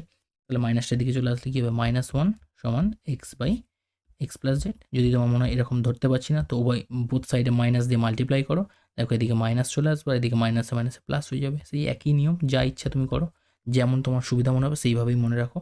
এবার এটাকে ঘুরিয়ে লেখা হচ্ছে x by x plus z সমান -1। দেখো এই জিনিসটাকে সরাসরি এই দুটো জায়গায় প্রত্যেকটার ক্ষেত্রে লেখা হয়েছে, ঠিক আছে, তোমাদের জন্য ভেঙে দেখিয়ে দিলাম। এখানে দেখো প্রত্যেকটা ক্ষেত্রে মান কি এসছে? -1 -1 এসছে না? ক্লিয়ার? তাহলে যখন 0 হবে তখন -1 আসছে, যখন নট ইকুয়াল টু 0 আসছে এক্স প্লাস ওয়াই প্লাস জেডের ভ্যালু তখন হাফ আসছে। তাহলে উত্তর দুটোই হবে। অতএব অনুপাতটির মান হাফ অথবা -1, এটাই আমাকে প্রমাণ করতে বলেছে আর আমরা প্রমাণ করে দিলাম, দ্যাট মিন্স প্রমাণিত। ক্লিয়ার? কি বলছে দেখো, এক্স ইস টু এ সমান ওয়াই ইস টু বি সমান Z is to C. Clear? তাহলে এখান থেকে তোমাকে বলেছে এটাকে প্রমাণ করে দেখাও। আচ্ছা, যদি কোনো সংখ্যা ক্রমিক সমানুপাতে থাকে তাহলে আমরা এখান থেকে লিখতে পারি এক্স বাই এ সমান ওয়াই বাই বি সমান জেড বাই সি। তো এটাকে আমরা কে ধরে নিই, ঠিক আছে। আচ্ছা, কে ধরে নেওয়ার পরে সেখান থেকে আমরা কি করব, তার মানটাকে বের করব। কি না, এক্স এর ভ্যালু পেয়ে যাবো এখান থেকে এ কে, ওয়াই এর ভ্যালু পেয়ে যাবো কি বি কে, আর জেড এর ভ্যালু পেয়ে যাবো এখান থেকে সি কে, ঠিক আছে। এবার বাম পক্ষে এই মানগুলোকে বসাই, ডান পক্ষেও বসাবো, তারপর মানটা বের করব। দেখো এক্স কিউব আছে, তো এক্স এর ভ্যালু কি এ কে, তো এ কে এর হোল কিউব প্লাস, আচ্ছা নিচে হচ্ছে তোমার আছে এ কিউব প্লাস, উপরে দেখো আবার ওয়াই কিউব আছে, ওয়াই এর ভ্যালু কি বি কে, তো তার হোল কিউব, নিচে বি কিউব প্লাস জেড এর ভ্যালু হচ্ছে সি কে, তো তার হোল কিউব, নিচে সি কিউব। তো এটাকে সলভ করলে পাবো এ কিউব কে কিউব, নিচে আসছে a cube plus b cube c cube, b cube k cube,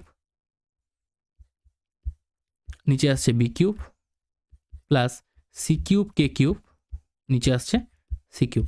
c cube কেটে গেল, এখানে বি কিউব কেটে গেল, এ কিউব কেটে গেল, তো পড়ে থাকছে এখানে কি K cube plus K cube plus K cube, তার মানে কি আসছে 3 কে কিউব, ঠিক আছে। সেম টু সেম আমরা কি করব, আর এইচএসটাকেও বের করব।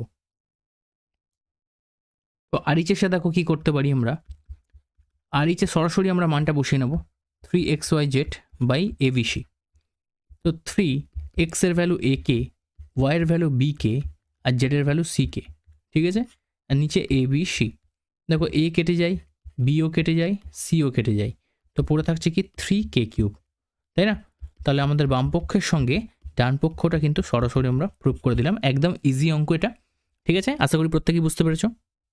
নাম্বারে কোশ্চেন আছে যে এই সেটে কিন্তু আমরা অলরেডি এটা করে এসেছি এরকম, ঠিক আছে, তো এটাকে আমাকে প্রুভ করতে হবে। তো একটা বৃত্তস্থ চতুর্ভুজ ফার্স্ট আমরা তৈরি করে নিই।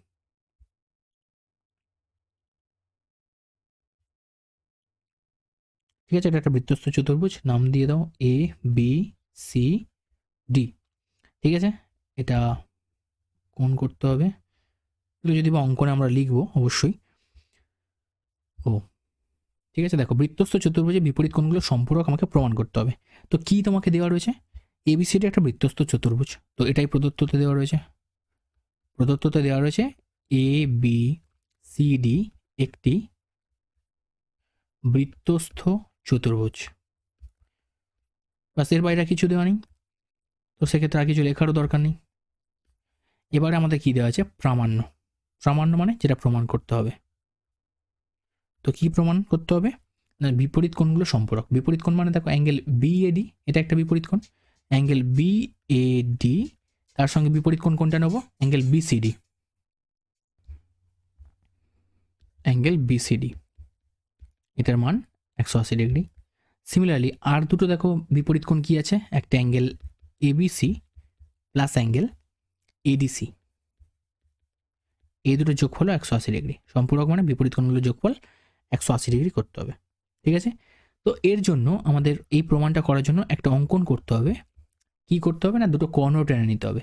তো এসি ও বিডি কর্ণ অঙ্কন করা হলো, কর্ণ অঙ্কন করা হলো।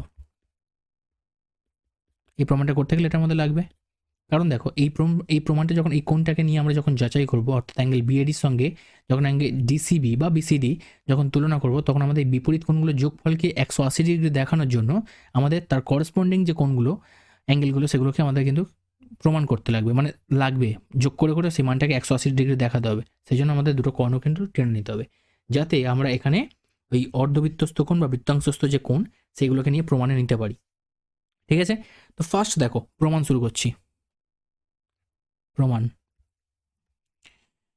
দেখো, অ্যাঙ্গেল এডিবি, এডিবি দেখতেই পাচ্ছ, এডিবি, অ্যাঙ্গেল এডিবি সমান অ্যাঙ্গেল এসিবি। বলেছিলাম বৃত্তাংশস্থ কোণ আমাদের লাগবে। দেখো এডিবি মানে কোন কোনটা, এই কোনটা, আর এসিবি মানে দেখো কোন কোনটা, এই কোনটা। ভালো করে লক্ষ্য করো, দেখো উপপাদ্য যেগুলো আমরা প্রমাণ করছি অলরেডি কিন্তু কোনো না কোনোভাবে তার আগের স্টেপ কিন্তু প্রমাণ হয়ে আছে, তবে গিয়ে আমরা এটা কিন্তু প্রমাণ করতে পারছি। যদি এইটা না প্রুভ হয়ে থাকতো তাহলে কিন্তু এর পরের স্টেপ অর্থাৎ এই গোটাটাকে আমরা প্রমাণ করতে পারতাম না। তো অ্যাঙ্গেল এডিবি সমান অ্যাঙ্গেল এসিবি। ঠিক আছে, তো কেন এটা করতে পারছি, কারণ একই বৃত্তাংশস্থ কোণ সমান হয়। ঠিক আছে, একই বৃত্তাংশস্থ কোণ তারা কিন্তু সমান হয়। ঠিক আছে, যখন একই ভূমির মধ্যে দিয়ে যখন দুখানা কোণ বৃত্তের মধ্যে অঙ্কন করা হয়, অর্থাৎ এরকম দেখো আমি একটা রাফ স্কেচ করে দেখাচ্ছি। ধরো একটা ভূমি এই নিলাম, ভূমি মানে এই জ্যায়ের মধ্যে। ঠিক আছে, এখানে তো আর ভূমি বলা যাবে না, জ্যা বলতে হবে। ধরো এই একটা কোণ করলাম, ওই জ্যায়ের দুটো প্রান্তবিন্দু নিয়ে আরেকটা কোণ করলাম, দেখো এইখান থেকে ওই জ্যায়ের উপরেই করলাম কিন্তু। ঠিক আছে, তো সেক্ষেত্রে এই কোণটার সঙ্গে এই কোণটা সমান হবে। তো এই ক্ষেত্রে দেখো এই দুটোকে সমান করলাম, বোঝা গেছে। তো এটাও কিন্তু অলরেডি তোমরা আগে কিন্তু উপপাদ্য হিসেবে প্রমাণ করে এসছো ক্লাস 9-এর চ্যাপ্টারে। ঠিক আছে, তো ক্লাস 9-এর চ্যাপ্টার নয়, সরি, ক্লাস 9-এর বই, অঙ্কের বইয়ে, বৃত্তে। ঠিক আছে, তো যাই হোক, চলে এবার শুরু করা যাক। অ্যাঙ্গেল এডিবি সমান অ্যাঙ্গেল এসিবি, এটা হলো। সিমিলারলি আমরা এটাও তো আরেকটা বৃত্তাংশস্থ কোণ নিতে পারি, যে অ্যাঙ্গেল এডিসি সমান অ্যাঙ্গেল বিডিসি। এটাও তো একটা বৃত্তাংশস্থ কোণ, এডিসি দেখো, এডিসি দেখো, এডিসি এটা একটা, আর বিডিসি দেখো, বিডিসি দেখো এই কোণটা, এডিসি আর বিডিসি এটাও সমান। ক্লিয়ার? তাহলে সরি, এখানে এডিসি কেন লিখলাম, এখানে হচ্ছে বিএসি হবে, এটা বিএসি, বিএসি, হ্যাঁ হ্যাঁ বিএসি হবে এটা, এটা তো অলরেডি প্রমাণে নেওয়া হয়ে গেছে। বিএসি হবে আর হচ্ছে তোমার এদিকে বিডিসি হবে। ঠিক আছে, বিডিসি হবে, বিএসি হবে, একটু কারেকশন করে না, ওটা বিএসি হবে। ওকে, তাহলে এটাও সেই একই বৃত্তাংশস্থ কোণ আমরা লিখতেই পারি। ওকে, আরেকটা জিনিস দেখো, এডিসির মান দেখো, এই যে এডিসির মান যদি আমি বের করতে চাই তাহলে কি লিখতে পারি, এডিসির মান যদি আমরা বের করতে চাই তাহলে এই দুটো কোণকে যোগ করতে পারি, অর্থাৎ angle ADB plus angle BDC, এটাকে লিখতে পারি। তো এডিবির মান দেখো অলরেডি বের করে রেখে দিয়েছি, অ্যাঙ্গেল এসিবি, আর বিডিসির মান দেখো এখান থেকে এইটা লিখতে পারি, অ্যাঙ্গেল বিএসি লিখলাম। এবার ভালো করে লক্ষ্য করো, অ্যাঙ্গেল এসিবি, এসিবি মানে কি এই কোণটা, আর বিএসি মানে কি দেখো এই কোণটা, ঠিক আছে। তো এই দুটো কোণ আমরা যদি যোগ করি, দেখো এসিবি আর এখানে বিএসি, তো যেটা এসছে আচ্ছা আচ্ছা কিছু কর দাও, এই পর্যন্ত ছেড়ে দাও, ঠিক আছে। এটা এডিসির মান বেরোলো। সিমিলারলি আমরা করব কি, এডিসির মান বেরিয়েছে, এবার করবো কি এবিসি, অর্থাৎ এর বিপরীত কোণটাকে বের করব, এবিসি। তো এবিসির ক্ষেত্রে আমরা কি করতে পারি, এবিসির ক্ষেত্রেও সেই দেখো এক সেকেন্ড, আচ্ছা এটাই তো আমাদের প্রমাণ করতে হবে, তাই তো। দেখো এডিসি, এডিসি আর এবিসি, তাহলে এখানে সরাসরি যোগ করে দাও। এই যে সমীকরণটা পেলাম দেখো, অ্যাঙ্গেল এডিসি সমান angle ACB plus angle BAC, এইটার বাম পক্ষের সঙ্গে একবার অ্যাঙ্গেল এবিসি যোগ করো, দেখো এডিসি প্লাস অ্যাঙ্গেল এবিসি, এর বাম দিকে যোগ করলাম এবিসি, সিমিলারলি এর ডান দিকেও তাই যোগ করতে হবে, যা আছে সেটাকে ফার্স্ট বসিয়ে দাও, অ্যাঙ্গেল এবিসি যোগ করলাম। এবার দেখো একটা ত্রিভুজের তিনটে কোণের যোগফল কত হয়, এটা তো একটা ত্রিভুজ, দেখো এসিবি, বিএসি আর এবিসি, তিনটে কোণ যোগ করলে কত হয়, 180 ডিগ্রি হয়। দেখো অলরেডি একটা প্রমাণ হয়ে গেল, এডিসি প্লাস অ্যাঙ্গেল এসিবি, অর্থাৎ দ্বিতীয় প্রমাণটা কিন্তু আমরা দেখো করে দিলাম সবার ফার্স্ট, ঠিক আছে। তো অনুরূপে আমরা আরেকটাও প্রমাণ করে নিতে পারি, অনুরূপে সরাসরি এবার লিখে দেবে, তোমরা নাও প্রমাণ করতে পারো, এই জিনিসটা করে দিতে পারো, 180 ডিগ্রি বা দুই সমকোণ, এইভাবে কিন্তু তোমরা আরেকটাও প্রমাণ করে নেবে, ঠিক আছে, দিয়ে প্রমাণিত লিখে নিলে। দেখো এখানে দেওয়া আছে কি, পিথাগোরাসের উপপাদ্যটা বিবৃত করো, প্রমাণ করো। তো বিবৃতটা অলরেডি দেখো আমি রেডি করে দিয়েছি, কারণ এতটা লেখা সময় লাগবে সেই জন্য, ঠিক আছে। কি বলছে, কোন একটা সমকোণী ত্রিভুজের অতিভুজের উপর অঙ্কিত বর্গক্ষেত্রের ক্ষেত্রফল ওই ত্রিভুজের উপর দুই বাহুর উপর অঙ্কিত বর্গক্ষেত্রের ক্ষেত্রফল দ্বয়ের সমান। তো একটা সমকোণী ত্রিভুজ দেখতে পাচ্ছ, যেখানে এটা হচ্ছে লম্ব, বিটা যেটা ভূমি, এবং সিটা হচ্ছে আমাদের অতিভুজ, সমকোণের বিপরীতে যেটা থাকবে সেটা অতিভুজ, ঠিক আছে। তো এই সমকোণী ত্রিভুজের অতিভুজের উপর অঙ্কিত বর্গক্ষেত্রের ক্ষেত্রফল, দেখো অতিভুজের সমান মানের একটা আমরা বর্গক্ষেত্র করেছি, এই বর্গক্ষেত্রের ক্ষেত্রফল ওই ত্রিভুজের অপর দুটি বাহুর উপর অঙ্কিত বর্গক্ষেত্রের ক্ষেত্রফল দ্বয়ের সমষ্টির সমান, ঠিক আছে। অর্থাৎ আমাদের প্রমাণ করতে হবে যে ছোট বর্গক্ষেত্রটা তৈরি হয়েছে, যার ক্ষেত্রফল, যার একটা বাহুর দৈর্ঘ্য এ, তো তার ক্ষেত্রফল কত হবে এ স্কোয়ার, আর দ্বিতীয় যে ভূমির সমান করে যে বর্গক্ষেত্র আঁকা হয়েছে, তার একটা বাহুর দৈর্ঘ্য যদি বি হয়, তো তার ক্ষেত্রফল হবে বি স্কোয়ার। তো সেক্ষেত্রে অতিভুজের উপর যে অঙ্কিত বর্গক্ষেত্রের ক্ষেত্রফল, তার সাথে সমান হবে এই দুটো যোগ করতে হবে, ঠিক আছে। অর্থাৎ বড়টার ক্ষেত্রফল ছোট দুটোর স্কোয়ারের ক্ষেত্রফলের যোগফলের সাথে কিন্তু সমান, এটা আমাদের কিন্তু প্রুভ করতে হবে, ঠিক আছে। এই জিনিসটা তোমাদের কিন্তু প্রুভ করে দেখাতে হবে, আর এটাই পিথাগোরাস করেছিলেন, তো তোমাদেরকেও পরীক্ষার সময় এটাই করতে হবে, ঠিক আছে। তো চলো শুরু করা যাক।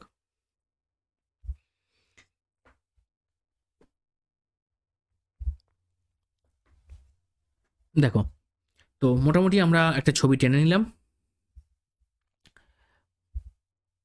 আচ্ছা আমাদের প্রয়োজনীয় যতটুকু ছবি আমরা টেনে নিলাম, সেকেন্ড, দেখো।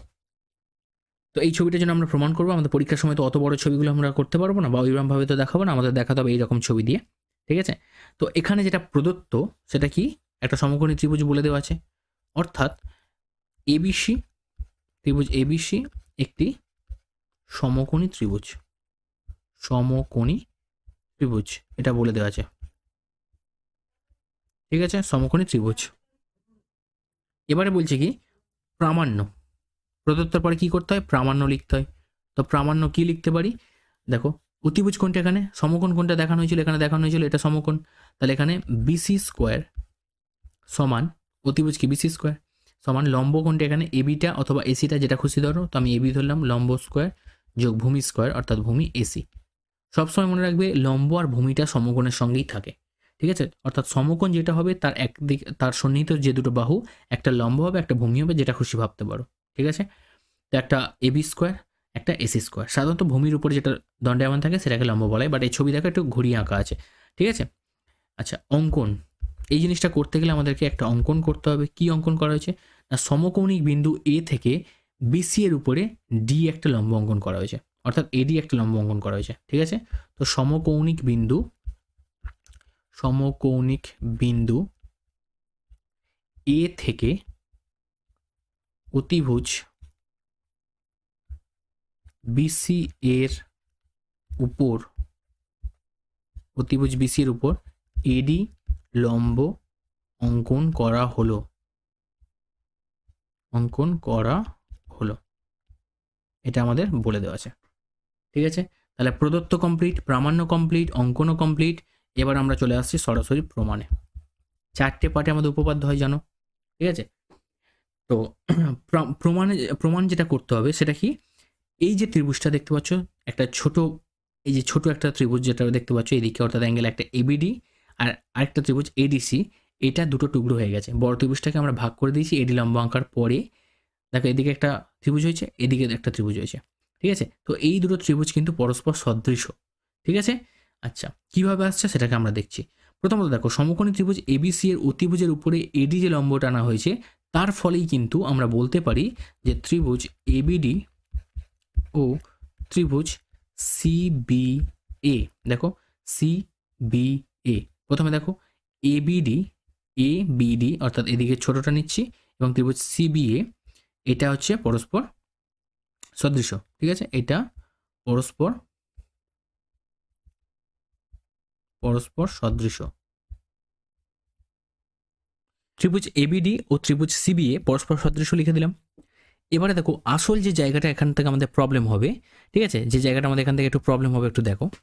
এর পরে যে লাইনটা আমরা লিখবো, পিথাগোরাস উপপাদ্য সাধারণত সবাই মুখস্থ করে লিখে দেয়, বাট তোমরা মুখস্থ করবে না আজকের পর থেকে। ভালো করে দেখো, এইখানে যে লেখাটা হয় সেই লেখাটার জন্যই সবার প্রবলেম তৈরি হয়।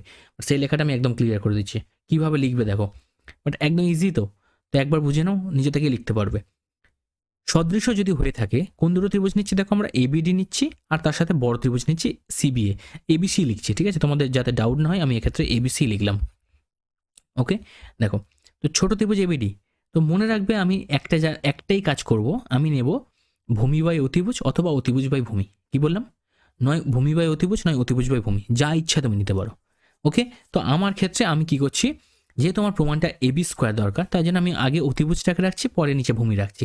এইটুকুই জাস্ট মনে রাখবে তুমি, যে তোমার অতিভুজ আগে তারপরে ভূমি। তুমি চাইলে ভূমি আগে নাও, নিচে অতিভুজ নিতেই পারো, কোনো সমস্যা নেই, তোমার এক লাইন এক্সট্রা হবে সাজিয়ে নেওয়ার জন্য, ওকে। তো আমি দেখো অতিভুজ, বড় ত্রিভুজের জন্য অতিভুজ কোনটা, দেখো বড় ত্রিভুজের জন্য অতিভুজ কোনটা, বিসি।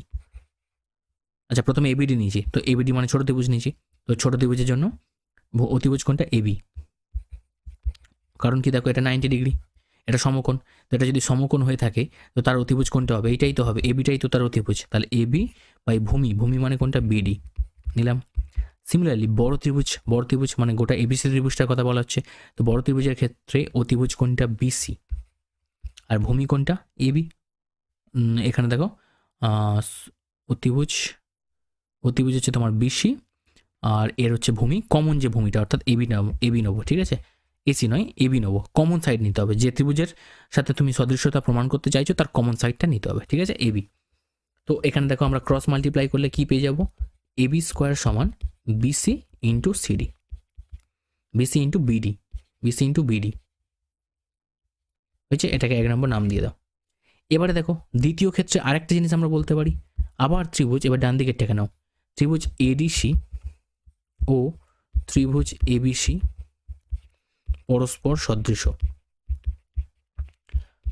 ওকে।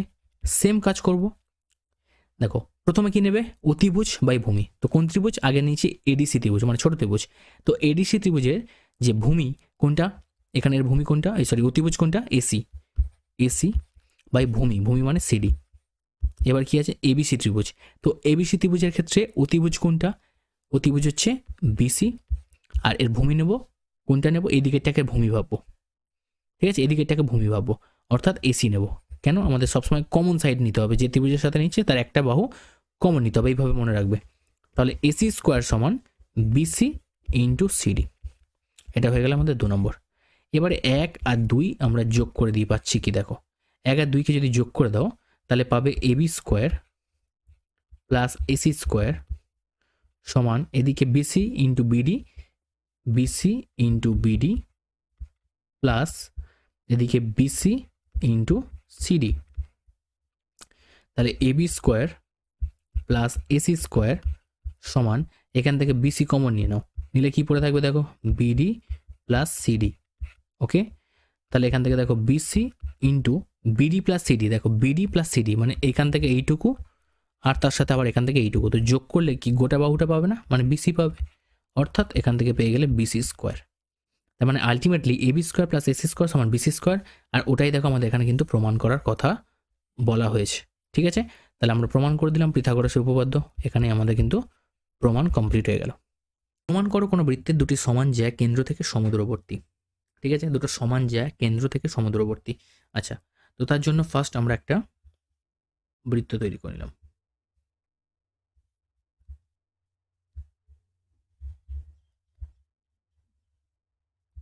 এটা ধরো কেন্দ্র, ও নাম দিলাম। এটা ধরো ডি নাম দিলাম। এটা ধরো বি নাম দিলাম। আর এটা এ বি, এটা AC, A B R AC D. ঠিক আছে, আচ্ছা এখানে কাট পয়েন্ট নাম দিয়ে দাও ই, এখানে কাট পয়েন্ট নাম দিয়ে দাও এফ। বাস হয়ে গেল।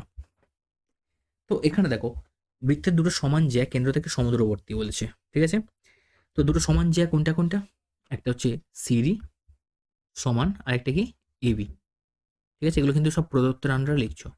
লিখবে যে ও কেন্দ্রীয় বৃত্তে দুটি সমান জ্যা সিডি এবং এবি। তো এখানে সিডি সমান এবি।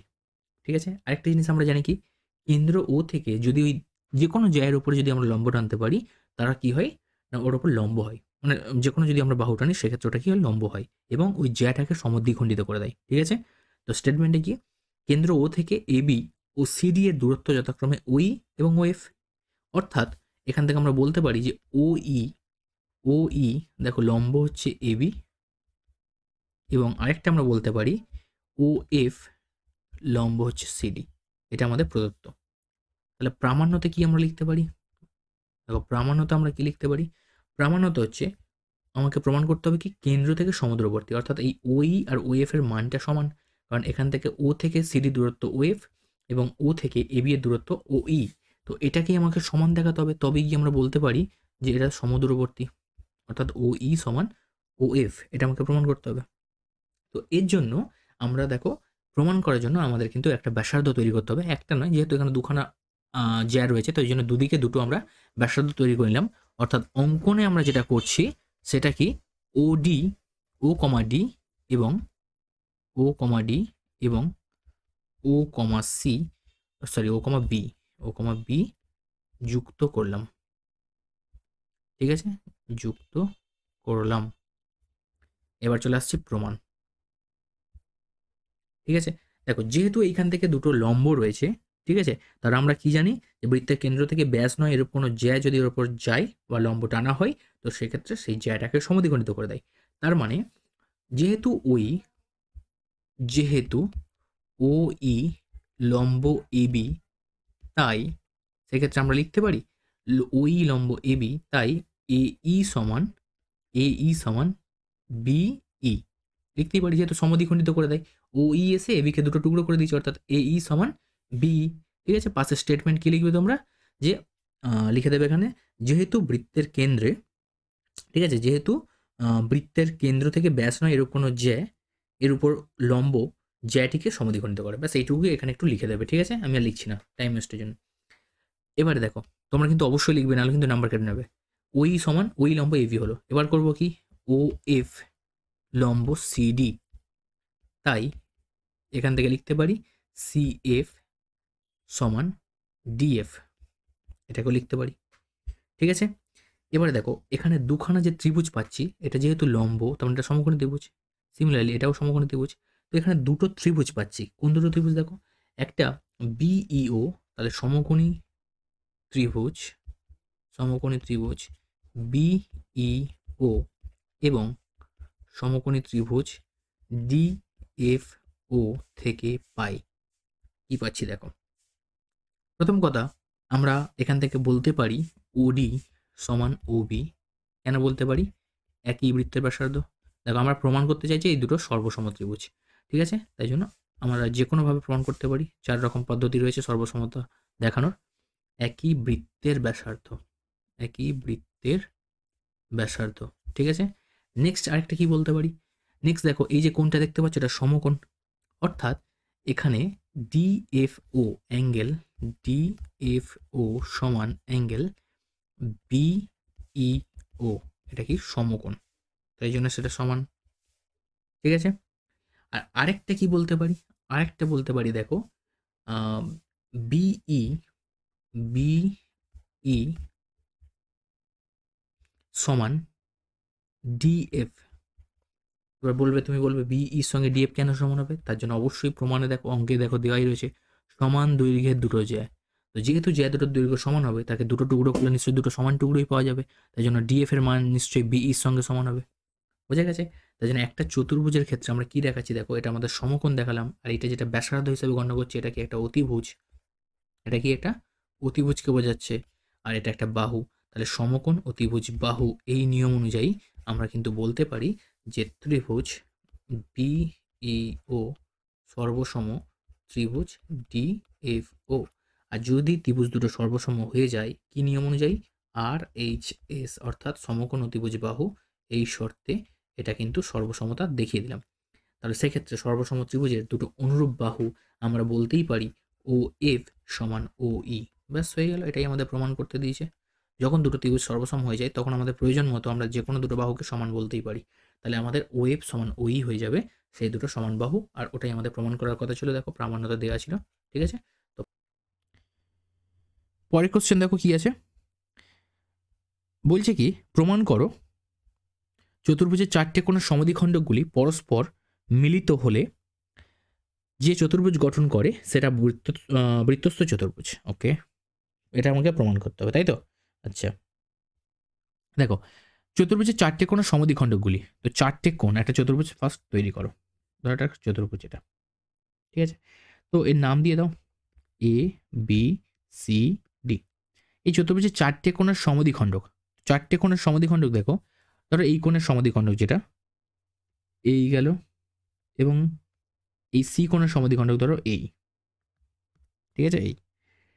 তো চারটে কোণের সমদ্বিখণ্ডকগুলি পরস্পর মিলিত হয়ে যে চতুর্ভুজ গঠন করে, এটা ধরে নাও এখানে ও বিন্দুতে কাট করছে, এবং এর সমদ্বিখণ্ডক ধরো এই, আর ডি এর সমদ্বিখণ্ডক ধরো এই। তো তারা কাট করছে কোথায়? কিউ বিন্দুতে ধরে নাও।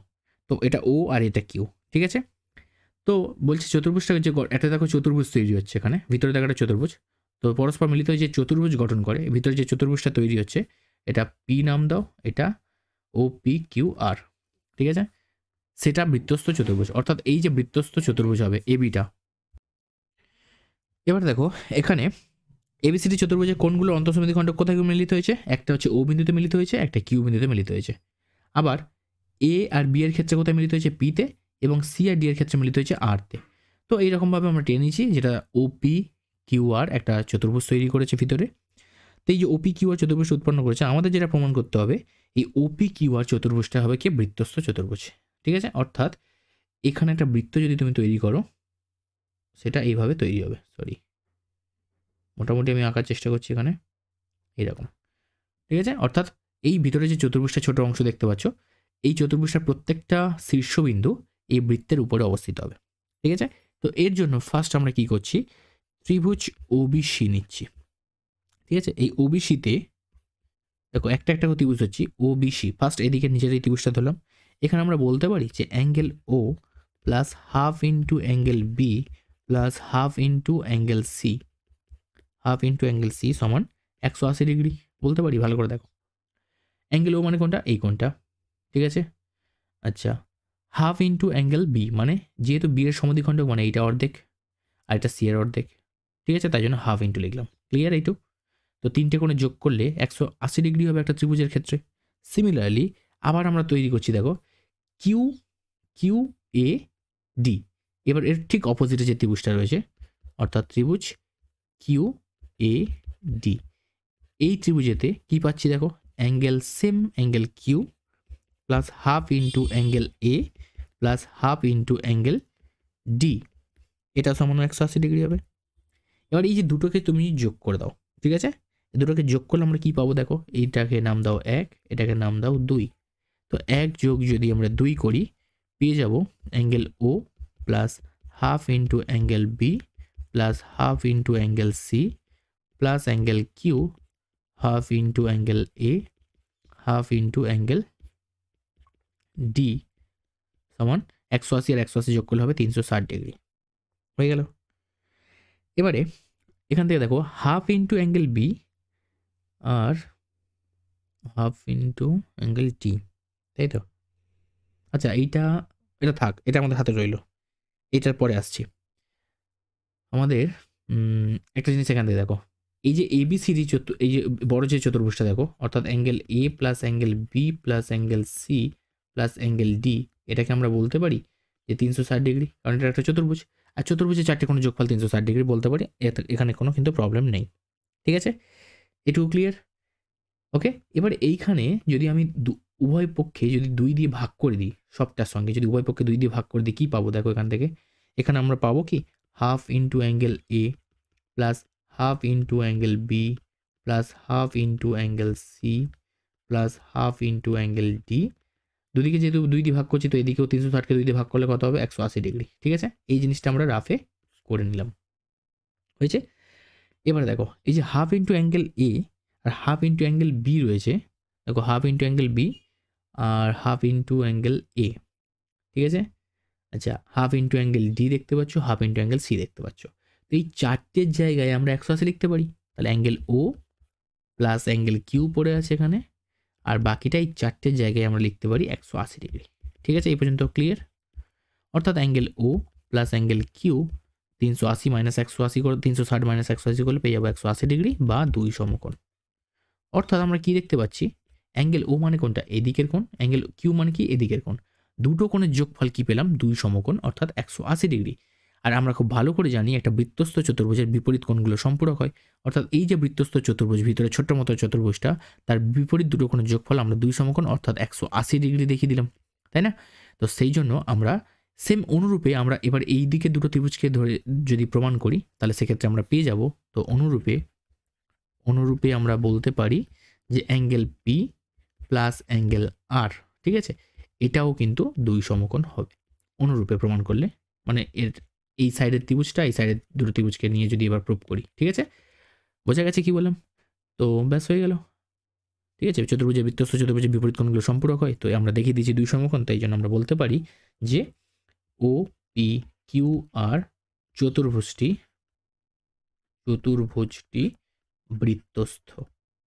ক্লিয়ার? নেক্সট কোশ্চেন দেখো, জ্যামিতিক উপায়ে √12 মান নির্ণয় করো। এই জিনিসগুলো জানো তোমরা অলরেডি, বহুবার করেছি। বাহু টেনে নাও ফটাফট, 4 সেমি 3 সেমি। একটা বড় বাহু টেনে নাও, নাম দিয়ে দাও এবি, বি থেকে সি পর্যন্ত 3 সেমি কেটে নাও। এবারে অর্ধেকের চেয়ে বড় মাপ নাও, এইভাবে বৃত্তচাপ তৈরি করো, সি বিন্দুতে বসে এইভাবে বৃত্তচাপ তৈরি করে মাঝখানে পয়েন্ট পেয়ে যাবে ও। এবারে সেই ওকে কেন্দ্র করে এ ওর মাপ নিয়ে এইভাবে একটা অর্ধবৃত্তস্থ কোণ তৈরি করে দাও। অর্ধবৃত্তস্থ কোণ হয়ে গেছে, তো বি বিন্দুতে এবার লম্ব তৈরি করো। বি বিন্দুতে লম্ব পেয়ে গেলাম। এবারে বিপির যে দৈর্ঘ্যটা, এটা হয়ে যাবে আমাদের √12 মান।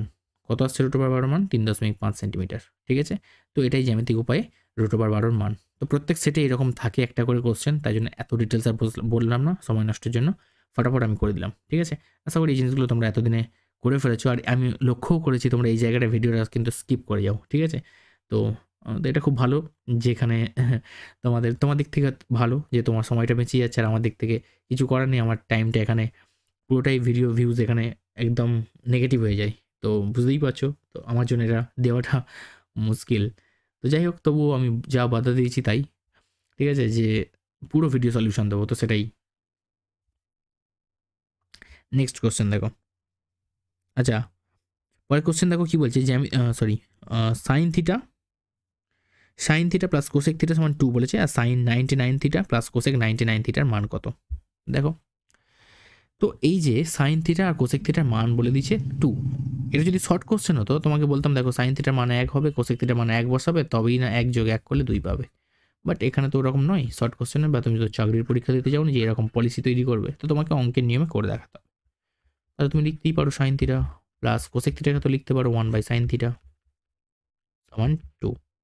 তো এখানে লসাগু করলে হবে কি সাইন স্কোয়ার থিটা প্লাস 1, আর এটা কোনাকুনি লসাগু যেটা সাইন থিটা আসবে এদিকে গুণ করে দিলে হবে 2 sin থিটা। তো এটা মাইনাস করে নিয়ে এদিকে চলে আসলে হবে sign square theta minus 2 sin theta plus 1 সমান 0।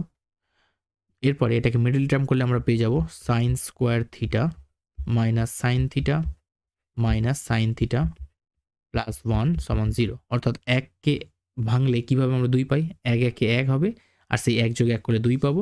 সেই 1-এর সঙ্গে সাইন থিটা গুণ করে হবে সাইন থিটা, আবার একটা 1-এর সঙ্গে সাইন থিটা গুণ করলে হবে সাইন থিটা, আর মাইনাস যেহেতু আছে দুটোর আগের চিহ্ন চেঞ্জ হয়ে যাবে। এখান থেকে সাইন থিটা কমন নিয়ে নাও, নিলে হবে সাইন থিটা মাইনাস 1 এখান থেকে -1 কমন নিয়ে নাও, নিলে হবে সাইন থিটা -1। নেগেটিভ যেহেতু কমন এসছে তাই জন্য ভিতরে চিহ্ন পরিবর্তন হয়ে যাবে, তাই জন্য এখানে দুখানা উৎপাদক আমরা পেয়ে যাবো, একটা সাইন থিটা -1 আর একটাও সাইন থিটা -1, ঠিক আছে, সমান 0। তাহলে দুটো উত্তরও পেয়ে যাবে, সাইন থিটা সমান 1, এখানেও সাইন থিটা সমান 1, দুটো তো সেমই আসবে। তো থিটার মান পেয়ে যাবে কত না, থিটার মান হবে সাইন 90 ডিগ্রির মান 1 হয়, তো থিটা সমান হয়ে যাবে 90 ডিগ্রি। বা সাইন থিটা দিয়ে আমাদের কাজ চলে যাবে। দেখো সাইন থিটার মান 1 পেয়েছি, তো বলেছিলাম দেখো শুরুতে আমি সাইন থিটার জায়গায় 1 লিখেছিলাম, বাট তোমাকে করে দেখাতে হবে, কারণ তোমাকে এটা তো 3 নম্বরের কোশ্চেন সলভ করতে হচ্ছে। তো এইভাবে ডাইরেক্ট তুমি ধরতে পারো না, আর এখানে কোনো লজিকও নেই। তো কারণ এখানে নির্দিষ্ট করে রেঞ্জ বলা নেই, তাই জন্য তুমি ইচ্ছা মতো ধরতে পারো না ওরমভাবে।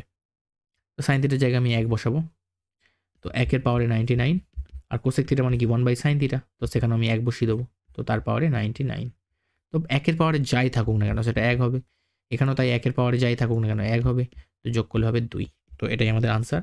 আর এটা 21 নয়, ঠিক আছে, এটা 21 নয়, এটা হচ্ছে দাঁড়ই ছিল এটা, সেটা হচ্ছে 2 হয়ে 21 হয়ে গেছে। তো এটা হবে আমাদের 2, আমাদের প্রমাণ হয়ে গেল, এটাই আমাদের আনসার, ঠিক আছে। নেক্সট কোশ্চেন, সিম্পল মান বের করতে দিয়েছে, সেক স্কোয়ার 60, সেক 60 মানে √2 হয়, তো তার স্কোয়ার আছে, তার মানে সরি সেক 60 মানে cos 60 উল্টো মানে 2 হবে, সরি 2 তার স্কোয়ার, আর cot 30 হবে √3 তার স্কোয়ার, -2 ইন্টু 1/√3, কোসেক 60 হচ্ছে 2/√3, আর 1 + tan 30 1/√3 হোল স্কোয়ার হয়ে গেল। 2 স্কোয়ার করলে হবে 4, √3 স্কোয়ার করলে হবে 3, মাইনাস এখানে 2 2 4, নিচে √3 গুণ 3 করলে 3 হচ্ছে, আর নিচে 1 + 1/3, ঠিক আছে। তো দেখো 3 একে 3 যোগ 1 মানে 4 এর 3 হবে, 4 থেকে 3 বিয়োগ করলে 1 হবে, বিয়োগ 4 এর 3, নিচেও সেম 4 এর 3, এটা কেটে যাবে, 1 বিয়োগ 1 করে দাও, উত্তর হবে 0, ঠিক আছে। নেক্সট কোশ্চেন দেখো, একটা ত্রিভুজের কোণগুলোর অনুপাত 2:5:3 হলে ত্রিভুজটির ক্ষুদ্রতম কোণটির বৃত্তীয় মান নির্ণয় করো। তাহলে অনুপাত দিয়ে দিলে আমরা ধরে নিতে পারি 2x, 5x আর 3x হয়েছে একটা ত্রিভুজের কোণ। তো তিনটে কোণের যোগফল 180 ডিগ্রি হবে, তো তিনটেকে যোগ করে দাও, পেয়ে যাবে 180 ডিগ্রি। তো 3 5 2 7 3 10, 10x এর মান পেয়ে যাবে 180 ডিগ্রি, x পেয়ে যাবে 18। তাহলে ক্ষুদ্রতম কোণটির বৃত্তীয় মান, ক্ষুদ্রতম কোণ কোনটা, যেটা 2 দিয়ে থাকবে সেটাই, অর্থাৎ 2 × 18, 2x ধরেছি, ক্ষুদ্রতম কোণ 2x, তার মানে 36 ডিগ্রি। তো এটা ষষ্ঠীকে মান, আমাদের বলেছে বৃত্তীয় মান, তো বৃত্তীয় মান পেতে গেলে ষষ্ঠীকের সঙ্গে π/180 মাল্টিপ্লাই করে দেবো, এটা কাটলে হবে 6, অর্থাৎ π/6 রেডিয়ান, ঠিক আছে, π/6 রেডিয়ান, এত রেডিয়ান, এটাই আমাদের আনসার। নেক্সট কোশ্চেন দেখো, 4 মিটার লম্বা 5 ডেসিমি চওড়া এবং 3 ডেসিমি পুরু একটা কাঠের লক থেকে 2 মিটার লম্বা 2 ডেসিমি চওড়া 30টি তক্তা চেরাই করা হলো, ঠিক আছে। তো বলছে চেরাইয়ের ফলে 2% কাঠ নষ্ট হয়েছে, প্রত্যেকটা তক্তা কতটা পুরু ছিল তা হিসেব করতে হবে। তাহলে টোটাল যে কাঠটার লকটার যে দৈর্ঘ্য প্রস্থ উচ্চতা দেওয়া আছে সেগুলো দিয়ে আমরা কী করবো, তার আয়তনটাকে বের করে নেবো। তো এটা মিটারে আছে, এটা ডেসিমিটারে আছে, এটাও ডেসিমিটারে আছে, তাহলে সবটা ম্যাক্সিমাম মেজরিটি যেখানে ডেসিমিটার আছে, তো সেক্ষেত্রে আমরা মিটারটাকে ডেসিমিটারে করে নেবো। 4 মিটার মানে 40 ডেসিমিটার, 10 গুণ করলে মিটার থেকে ডেসিমিটার চলে আসে, ঠিক আছে। অর্থাৎ লকটির আয়তন, ঠিক আছে, কাঠের যে লক, কাঠের লকটির আয়তন, সরাসরি 40 লিখছি, তোমরা বুঝে গেছো আশা করি, 4 মিটার মানে, ঠিক আছে, 4 গুণ 10 করে ডেসিমি করে দিয়েছি, 40 গুণ 5 গুণ 3, অর্থাৎ 40 5 হবে 200 গুণ 3 মানে হবে 600 ঘন ডেসিমি হয়ে গেল। এবারে বলেছে 2% কাঠ নষ্ট হয়েছে, তাহলে টোটাল 600 ঘন ডেসিমি আছে, তো তার 2% নষ্ট হয়েছে, অর্থাৎ 2/100, ঠিক আছে। তাহলে হবে কত, 6 মানে 12 ঘন ডেসিমি, ঠিক আছে, কাঠ নষ্ট হয়েছে, ঠিক আছে। আচ্ছা, বলেছে চেরাইয়ের ফলে 2% কাঠ নষ্ট হয়েছে, কিন্তু এখন লকটিতে 108 ঘন ডেসিমি কাঠ রয়েছে, তো প্রত্যেকটা তক্তা কত করে পুরু ছিল, কারণ 40টা তক্তা এখানে চেরাই করা হয়েছে, আর প্রত্যেকটা তক্তার ক্ষেত্রে দেখো 2 মিটার লম্বা 2 ডেসিমি চওড়া, আর কতটা পুরু ছিল সেটা আমাকে বের করতে হয়েছে। তো ধরে নিচ্ছি প্রত্যেকটা যে পিস কেটে নেওয়া হচ্ছে পুরো কাঠের লকটা থেকে, যেরকম ছোটো ছোটো এক পিস করে টুকরো টুকরো করে বের করে নেওয়া হচ্ছে এরকম, ঠিক আছে। তো সেগুলো প্রত্যেকটা যে থিকনেস, সেই থিকনেসটা আমরা ধরে নিচ্ছি কি এক্স, অর্থাৎ এক্স ডেসিমি চওড়া ছিল বা পুরু ছিল।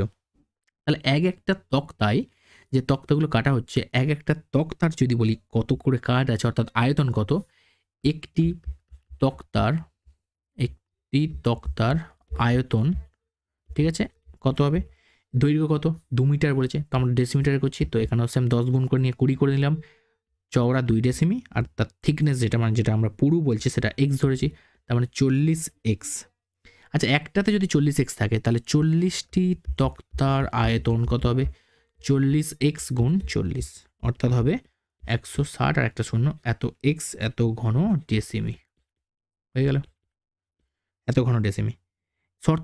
শর্তানুসারে আমরা কি লিখতে পারি, দেখো শর্তানুসারে আমরা বলতে পারি এই যে 40টা তক্তায় যে কাঠটা আছে অর্থাৎ 1600x, তার সঙ্গে 108 ঘন ডেসিমি কাঠ এখনো রয়ে গেছে অর্থাৎ 108 হয়েছে, যোগ আরও 12%, দেখো এখানে 12 ঘন ডেসিমি কাঠ নষ্ট হয়েছিল, তো 12 এই সবটা মিললে মোট যে কাঠের লগে আয়তন ছিল সেটার সঙ্গে সমান হবে, অর্থাৎ এটা সমান হয়ে যাবে 600। ক্লিয়ার? তো এখান থেকে 1600x আর এখান থেকে 600 থেকে 108 আর 12 যোগ করলে 120 বিয়োগ করলে পেয়ে যাবো কত, 480। ঠিক আছে, তো এখান থেকে x সমান চলে আসবে কি 480 আর নিচে 1600 ভাগ হয়ে আসবে, তো একটা করে শূন্য কেটে দাও, 8 দিয়ে কাটলে 8 6 48, 8 দিয়ে কাটলে 20, 3 10 অর্থাৎ 0.3। তো 0.3 এটা কি ডেসিমি, ঠিক আছে, আর এটাকে সেমিতে কনভার্ট করলে 10 দিয়ে আমরা গুণ করে দেবো, দিলে এটা হবে সেমি, অর্থাৎ 3 সেমি। ঠিক আছে, এত করে পুরু ছিল, এত করে পুরু, অর্থাৎ যে প্রত্যেকটা তক্তাগুলো থিকনেস যেটা এটা হচ্ছে 3 সেমি করে পুরু ছিল। বোঝা গেছে? নেক্সট কোশ্চেন দেখো, একটা লম্ববৃত্তাকার চোঙের উচ্চতা উহার ব্যাসার্ধের দ্বিগুণ, তাহলে ব্যাসার্ধ যদি আর হয় তাহলে উচ্চতা উহার ব্যাসার্ধের দ্বিগুণ অর্থাৎ উচ্চতা 2r। তাহলে আগে আয়তন মানে বর্তমান আয়তন যেটা আসবে সেটা কত, চোঙের ক্ষেত্রে কি হয় পাই আর স্কোয়ার এইচ হয়, তার মানে পাই আর স্কোয়ার এইচ মানে কত 2r, তার মানে পাই 2 পাই আর কিউব হয়ে গেল এত। এবার দেখো যদি উচ্চতা 6 গুণ হতো তবে চোঙটির আয়তন এত ঘন ডেসিমি বেশি হতো, তাহলে উচ্চতা যদি 6 গুণ হতো অর্থাৎ এখন 2r না হয়ে যদি 6 গুণ হতো তাহলে বর্তমান আয়তন মানে পরিবর্তিত আয়তন কি হতো, দেখো সেম পাই আর স্কোয়ার আর এইচের জায়গায় কত হবে, এখন উচ্চতা 2r না হয়ে 6 গুণ হতো মানে 6r হতো, অর্থাৎ 6 পাই আর কিউব আসতো। তাহলে বলেছে এত বেশি হতো, তার মানে এই 6 পাই আর কিউব মানে শর্তানুসারে 6 পাই আর কিউব মাইনাস 2 পাই আর কিউব করলে পাবো 539। তো বিয়োগ করে দাও, 4 পাই আর কিউব হয়ে যাবে 539। ঠিক আছে, তাহলে এখান থেকে 4 ইন্টু 22 7 ইন্টু আর কিউব সমান 539। এটা 22 দিয়ে কাটো, 22 নয় 11 দিয়ে কাটো, 11 2 22, 11 4 44, 11 9 99।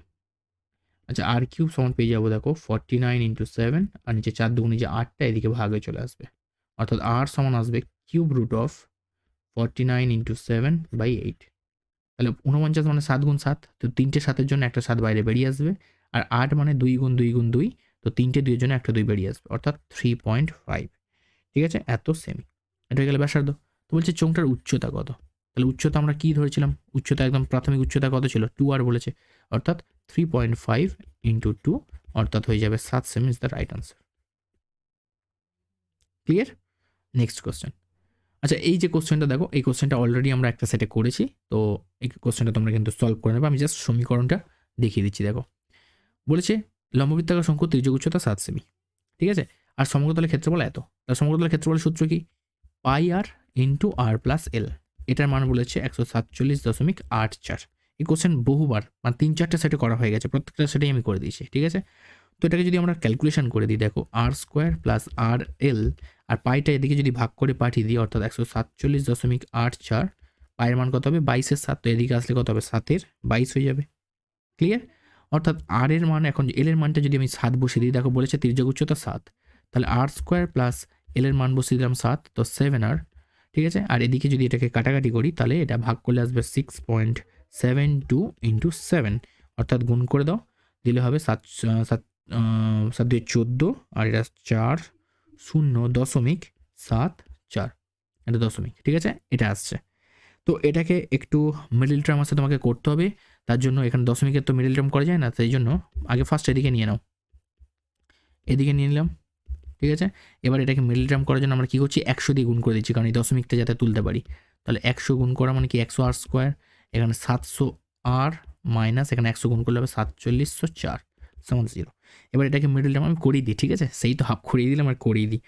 এটাকে যদি মিডল টার্ম করি তাহলে কী আসবে দেখো, দুখানা উৎপাদক আসবে, একটা হবে 5r + 56 আর আরেকটা উৎপাদক আসবে 5r - 21, ঠিক আছে। তার তো সমস্যা হচ্ছে, ঠিক আছে, নো প্রবলেম। বুঝতে পারছি অনেকে যারা দেখছো এই পর্যন্ত তাদের সমস্যা হচ্ছে, স্যার কী করে করছেন, তো নো প্রবলেম। আমরা এখান থেকে ফার্স্ট 4 কমন নিয়ে নিই, 25r² প্লাস আবার এখান থেকে কমন নিয়ে হবে 175, 4 ভাগ করলে হবে 175r আর এখানে হবে 1176 সমান 0। 4 ভাগ করে দিকে পাঠিয়ে 0 করে দেবে, তাহলে 25r² প্লাস 175r মাইনাস 1176 সমান 0। আর এবারে দেখো 25 আর 1176কে তোমাকে গুণ করতে হবে, করে এমনভাবে ভাঙতে হবে যেন 125 হয়।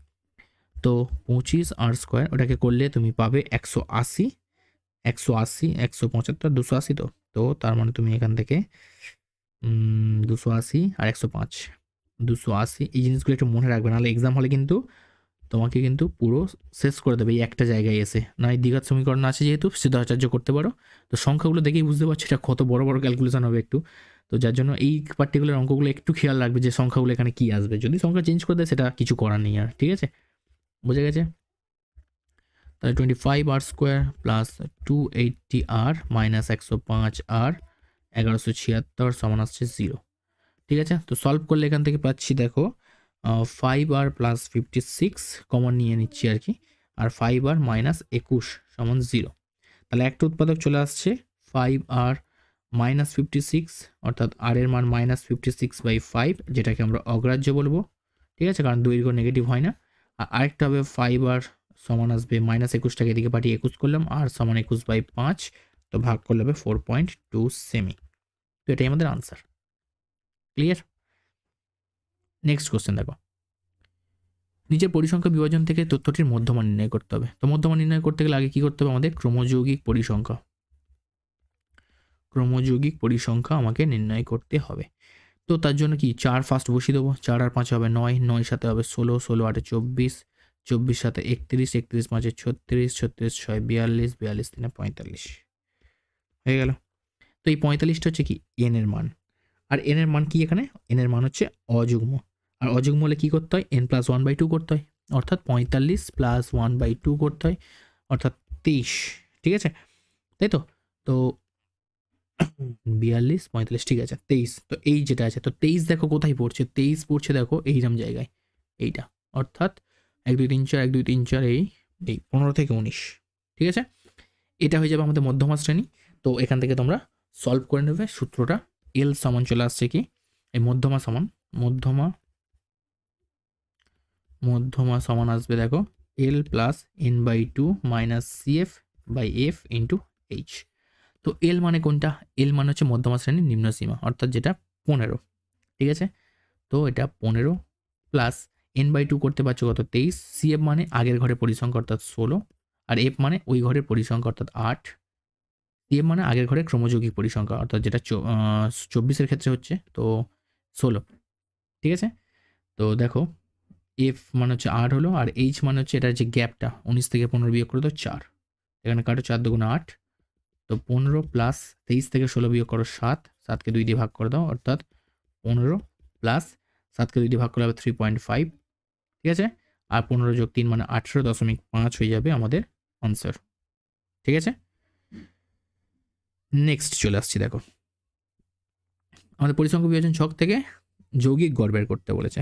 তো যৌগিক গড় বের করা একদম ইজি, পরিসংখ্যা দেওয়া রয়েছে, আমাদের মধ্যম মানটা করে নিতে হবে, মধ্যম মান, আর করতে হবে কি ক্রমযৌগিক পরিসংখ্যা যেটা xi/fi ক্রমযৌগিক পরিসংখ্যা।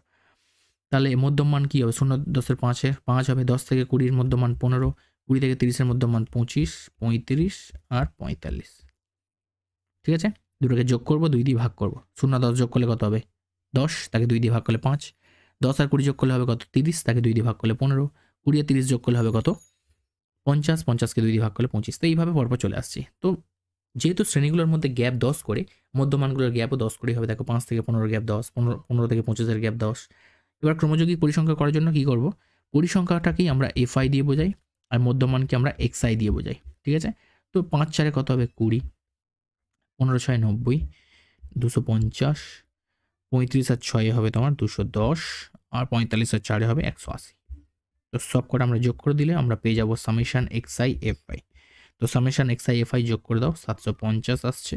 আর সামেশন এফআইটাকে বের করে নাও, যেটার টোটাল মান চলে আসছে 10 20 30।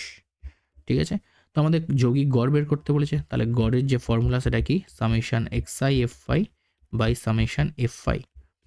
তো এক্সআই এফআই এর মান কত আসছে 750, আর নিচে এফআই এর মান কত আসছে 30। 75কে 3 দিয়ে ভাগ করে দাও, তো 25 হয়ে যাবে আমাদের যৌগিক গড়। তো এটাই আমাদের আনসার। থ্যাংক ইউ এভরিওয়ান, ভিডিওটা এই পর্যন্ত দেখার জন্য। সবাইকে নেক্সট পার্টের জন্য অপেক্ষা করতে বলবো, খুব শীঘ্রই তোমাদের জন্য নেক্সট পার্টটা আমি নিয়ে আসছি। সবাই ভালো দেখো, সুস্থ দেখো।